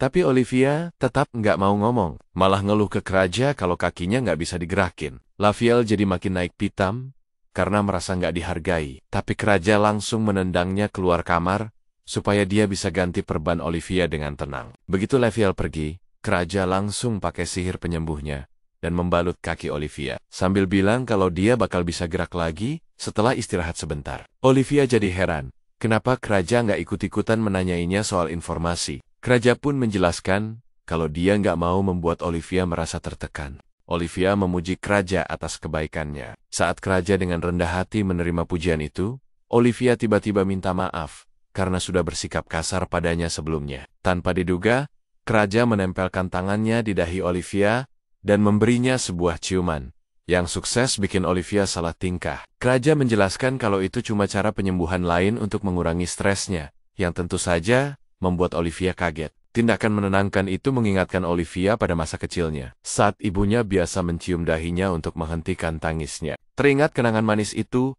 Olivia tanpa sadar memanggil ibunya, yang membuat Keraja terkejut. Olivia lalu bilang kalau dia haus, jadi Keraja menuangkan teh untuknya. Setelah itu, Olivia tiba-tiba teringat kalau dia lapar, jadi Keraja pergi untuk mengambilkannya makanan. Sementara itu, Alec memberitahu Yorha dan Ornes bahwa Lior ingin bekerja sama dengan mereka. Ornes langsung bilang ke Alec kalau dia sudah tertipu penampilan polos Lior, karena Lior sebenarnya jauh lebih tua dari kelihatannya. Ini membuat Alec bingung.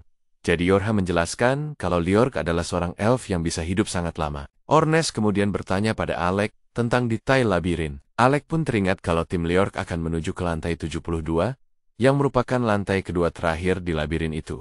Lior sebenarnya ingin cepat-cepat mengalahkan bos lantai itu, dan fokus ke lantai terakhir, di mana dia butuh bantuan Alec sebagai imbalannya. Dia bahkan menawarkan party Alec untuk mengambil inti dungeon. Lior menjelaskan kalau partinya sendiri terlalu sibuk balas dendam pada Shadow Guild, makanya dia butuh bantuan Alec. Setelah menjelaskan semua itu, Lior memberikan inti lantai ke-72 kepada Alec sebagai uang muka, lalu pergi. Namun, Ornes berpikir kalau imbalan gratis seperti itu terlalu bagus untuk jadi kenyataan. Jadi kemungkinan besar Lior sedang mencoba menjebak mereka. Yorha merasa pemimpin party bergengsi seperti itu tak mungkin menipu mereka. Tapi Ornes memutuskan untuk memastikannya pada Olivia, karena dia juga anggota party tersebut. Yorha mengingatkannya kalau Olivia sedang terluka. Tapi Ornes yakin kalau Olivia pasti sudah pulih berkat sihir penyembuhan Keraja. Saat mereka berjalan menuju guild, Ornes bertanya-tanya bagaimana bisa seorang petarung peringkat S seperti Olivia terluka oleh Shadow Guild yang ecek-ecek. Tiba-tiba, resepsionis Misha berlari keluar. Yorha bertanya ada apa, dan Misha menjelaskan bahwa sesuatu yang buruk terjadi pada Keraja. Begitu masuk, mereka menemukan Keraja sedang berjalan tertatih-tatih sambil berpegangan pada dinding. Melihat Alec, Keraja langsung ambruk ke pelukannya dan menjelaskan kalau dia baru saja dibius. Yorha dan Ornes juga datang terburu-buru, jadi Keraja bilang kalau dia baik-baik saja, tapi Olivia kabur dari kamarnya. Keraja menduga Olivia pergi ke labirin, tapi Ornes tidak peduli apa yang terjadi padanya. Keraja yang marah mengingatkannya bahwa Olivia belum pulih sepenuhnya dari lukanya, dan Shadow Guild masih ada di dalam dungeon. Ornes tetap bersikeras kalau tidak mungkin seorang petarung peringkat S bisa dilukai oleh Shadow Guild yang lebih lemah dan menyuruh Keraja untuk tenang. Namun, Keraja teringat kata-kata Olivia tentang seorang pengkhianat. Jadi dia curiga, Guild itu mungkin menyembunyikan seseorang yang berbahaya. Seseorang yang bisa melukai Olivia. Merasa bersalah karena Olivia dalam bahaya setelah dia menyembuhkan kakinya. Keraja bergegas keluar dan berkata akan membantunya sendirian. Saat dia meninggalkan Guild, dia mendapati Alec dan Yorha sudah menunggunya. Mereka bilang, apapun yang terjadi, mereka tidak akan membiarkan teman mereka menghadapi masalahnya seorang diri. Saat Keraja masih terkejut, Ornes juga ikut keluar, dan dengan pelan berkata kalau dia tidak keberatan, sambil lalu ikut mencari Olivia. Keraja menggodanya soal sikap acuh tak acuhnya tadi, yang membuatnya marah dan menyuruh Keraja diam. Bersama-sama, mereka semua berangkat menuju dungeon labirin. Setibanya di sana, Yorha memberitahu Alec kalau labirin itu penuh dengan jebakan teleportasi. Tiba-tiba Marble muncul entah dari mana dan memperingatkan Alec kalau dia bisa tersesat sambil menggamit lengannya. Tentu saja Yorha jadi kesal. Marble pun bilang kalau dia cuma bercanda. Lalu dia menjelaskan kalau dia juga datang untuk menyelamatkan Olivia setelah dengar kabar Olivia kabur. Tapi semuanya sudah terlambat. Dia juga mengungkapkan kalau Liork memintanya untuk menjelajahi labirin bersama mereka. Jadi Ornes sadar kalau Marble bertindak sebagai pengganti Olivia. Marble mengangguk bangga, mengatakan kalau dia juga seorang pendekar pedang peringkat S. Lalu dia mulai menggoda Alec lagi. Jadi, Yorha mendorongnya menjauh. Yorha mengklaim tim mereka tidak butuh bantuan siapapun, karena sinergi mereka sudah sangat baik. Yorha juga menunjukkan bahwa Nameless hanyalah sebuah party yang dibentuk dari individu acak, dan mereka tidak bisa bertahan untuk waktu yang lama dengan cara seperti itu. Ini membuat Alec bingung, jadi Ornes menjelaskan kalau Nameless memang sebuah party, tapi para anggotanya sebenarnya tidak peduli satu sama lain. Itulah sebabnya mereka hanya berkumpul saat akan menjelajahi dungeon, dan sisanya mereka memilih untuk menjauh. Marble setuju, berpikir kalau Olivia cocok dengan deskripsi anggota Nameless yang dingin itu. Namun, dia merasa Olivia sebenarnya gadis yang baik. Dia teringat saat sedang latihan, Marble pernah bertanya pada Olivia apakah mau berteman. Tapi Olivia bilang dia hanya suka menjelajahi dungeon. Lalu Marble berpikir untuk berpasangan dengannya di dungeon. Dan ternyata keesokan harinya Olivia benar-benar muncul untuk menjelajah bersamanya. Sementara Alec dan Yorha merasa kasihan pada Olivia, Marble kembali meminta untuk ikut. Yorha tetap menolak dan menyuruhnya memberitahu Guildmaster bahwa mereka akan masuk ke labirin. Marble akhirnya setuju untuk pergi, tapi dia berpesan pada party kalau Olivia sedang sangat kesakitan saat ini. Setelah meminta mereka untuk menolong Olivia, Marble meninggalkan dungeon, sementara Ornes memberikan Alex sebuah senjata rahasia. Dia memperingatkannya untuk tidak merusak senjata itu. Begitu mereka masuk ke dungeon, Keraja mulai menyiapkan lingkaran teleportasi, yang membuat Ornes tidak sabar. Yorha menyuruhnya membiarkan Keraja selesai, karena lingkaran itu akan memungkinkan mereka untuk kembali ke pintu masuk jika tersesat di dalam dungeon. Kemudian, Ornes tiba-tiba mulai menggoda Keraja karena begitu tenang, mengingatkannya pada bagaimana dia menangis di guild tadi. Keraja yang marah langsung menendang wajah Ornes, sampai dia terpental beberapa meter. Saat Ornes mendarat di tanah, dia mengaktifkan jebakan teleportasi, jadi Alec mencoba menangkapnya. Namun, Alec juga ikut menginjak jebakan, sehingga kedua anak laki-laki itu langsung diteleportasi ke lantai lain. Saat Alec membuka matanya, dia sudah dikelilingi oleh segerombolan monster. Dengan sigap, dia mulai menghabisi mereka dengan sihir petirnya. Tapi monster-monster itu terus bermunculan. Tiba-tiba Keraja muncul dan mengalahkan seekor monster, sambil berkata kalau senjata rahasia mereka sangat membantu. Alec melihat ke cincin Mabius, dan Keraja menjelaskan kalau cincin itu membatasi seberapa jauh pemakainya bisa terpisah satu sama lain. Dia merasa lega karena tidak akan terpisah dari Keraja berkat cincin ini. Tapi jadi khawatir pada Yorha.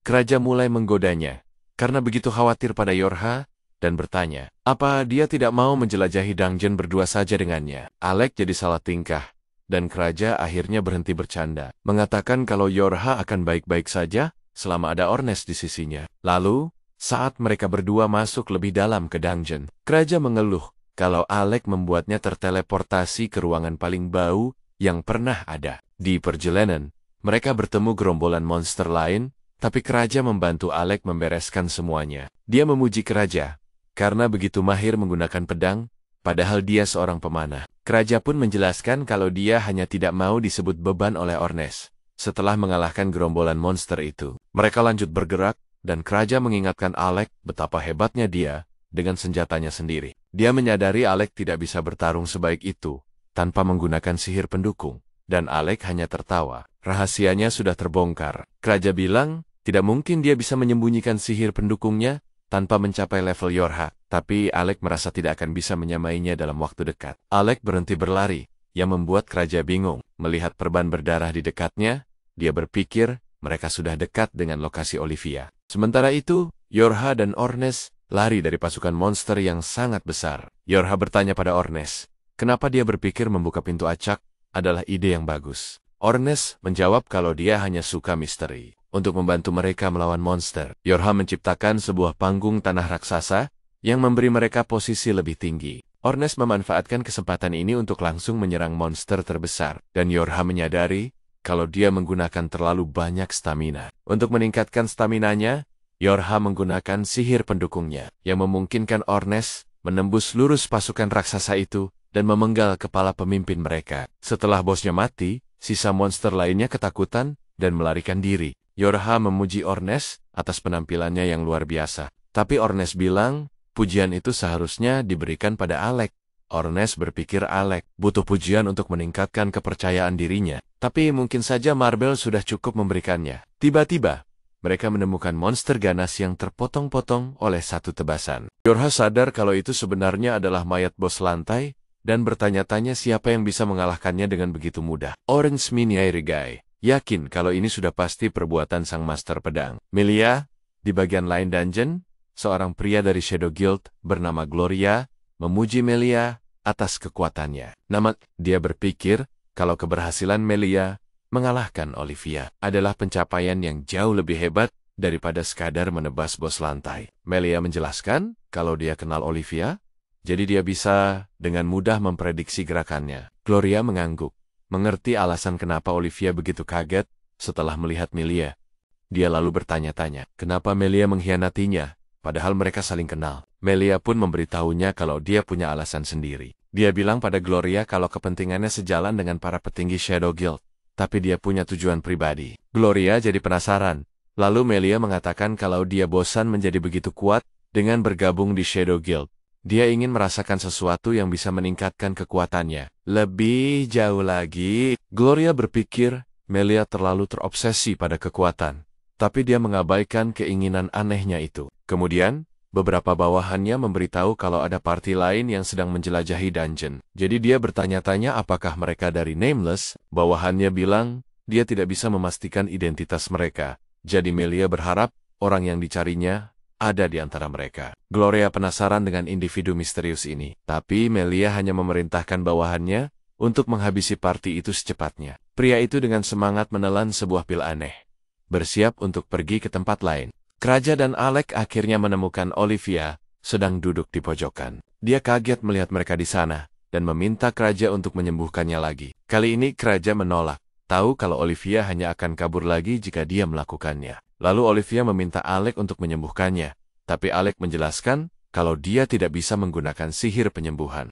Dia memberitahu Olivia kalau Kraja hanya menginginkan yang terbaik untuknya. Itulah sebabnya dia bergegas ke dungeon untuk menyelamatkannya. Namun, Olivia tidak ingin Kraja terluka, jadi dia bangkit dan pergi. Sambil pergi, dia meminta maaf pada Kraja karena telah membiusnya dan tidak bisa membalas kebaikannya. Tiba-tiba Kraja berbalik sambil berkata kalau semua pendekar pedang itu sama saja. Dia menyuruh Alec untuk menghentikan Olivia dan dengan tegas menyatakan dia tidak akan pergi tanpa tahu alasan. Olivia terus kembali ke dungeon. Olivia memberitahunya kalau dia di sini untuk menyelesaikan dendam pribadi yang tidak ada hubungannya dengan Shadow Guild.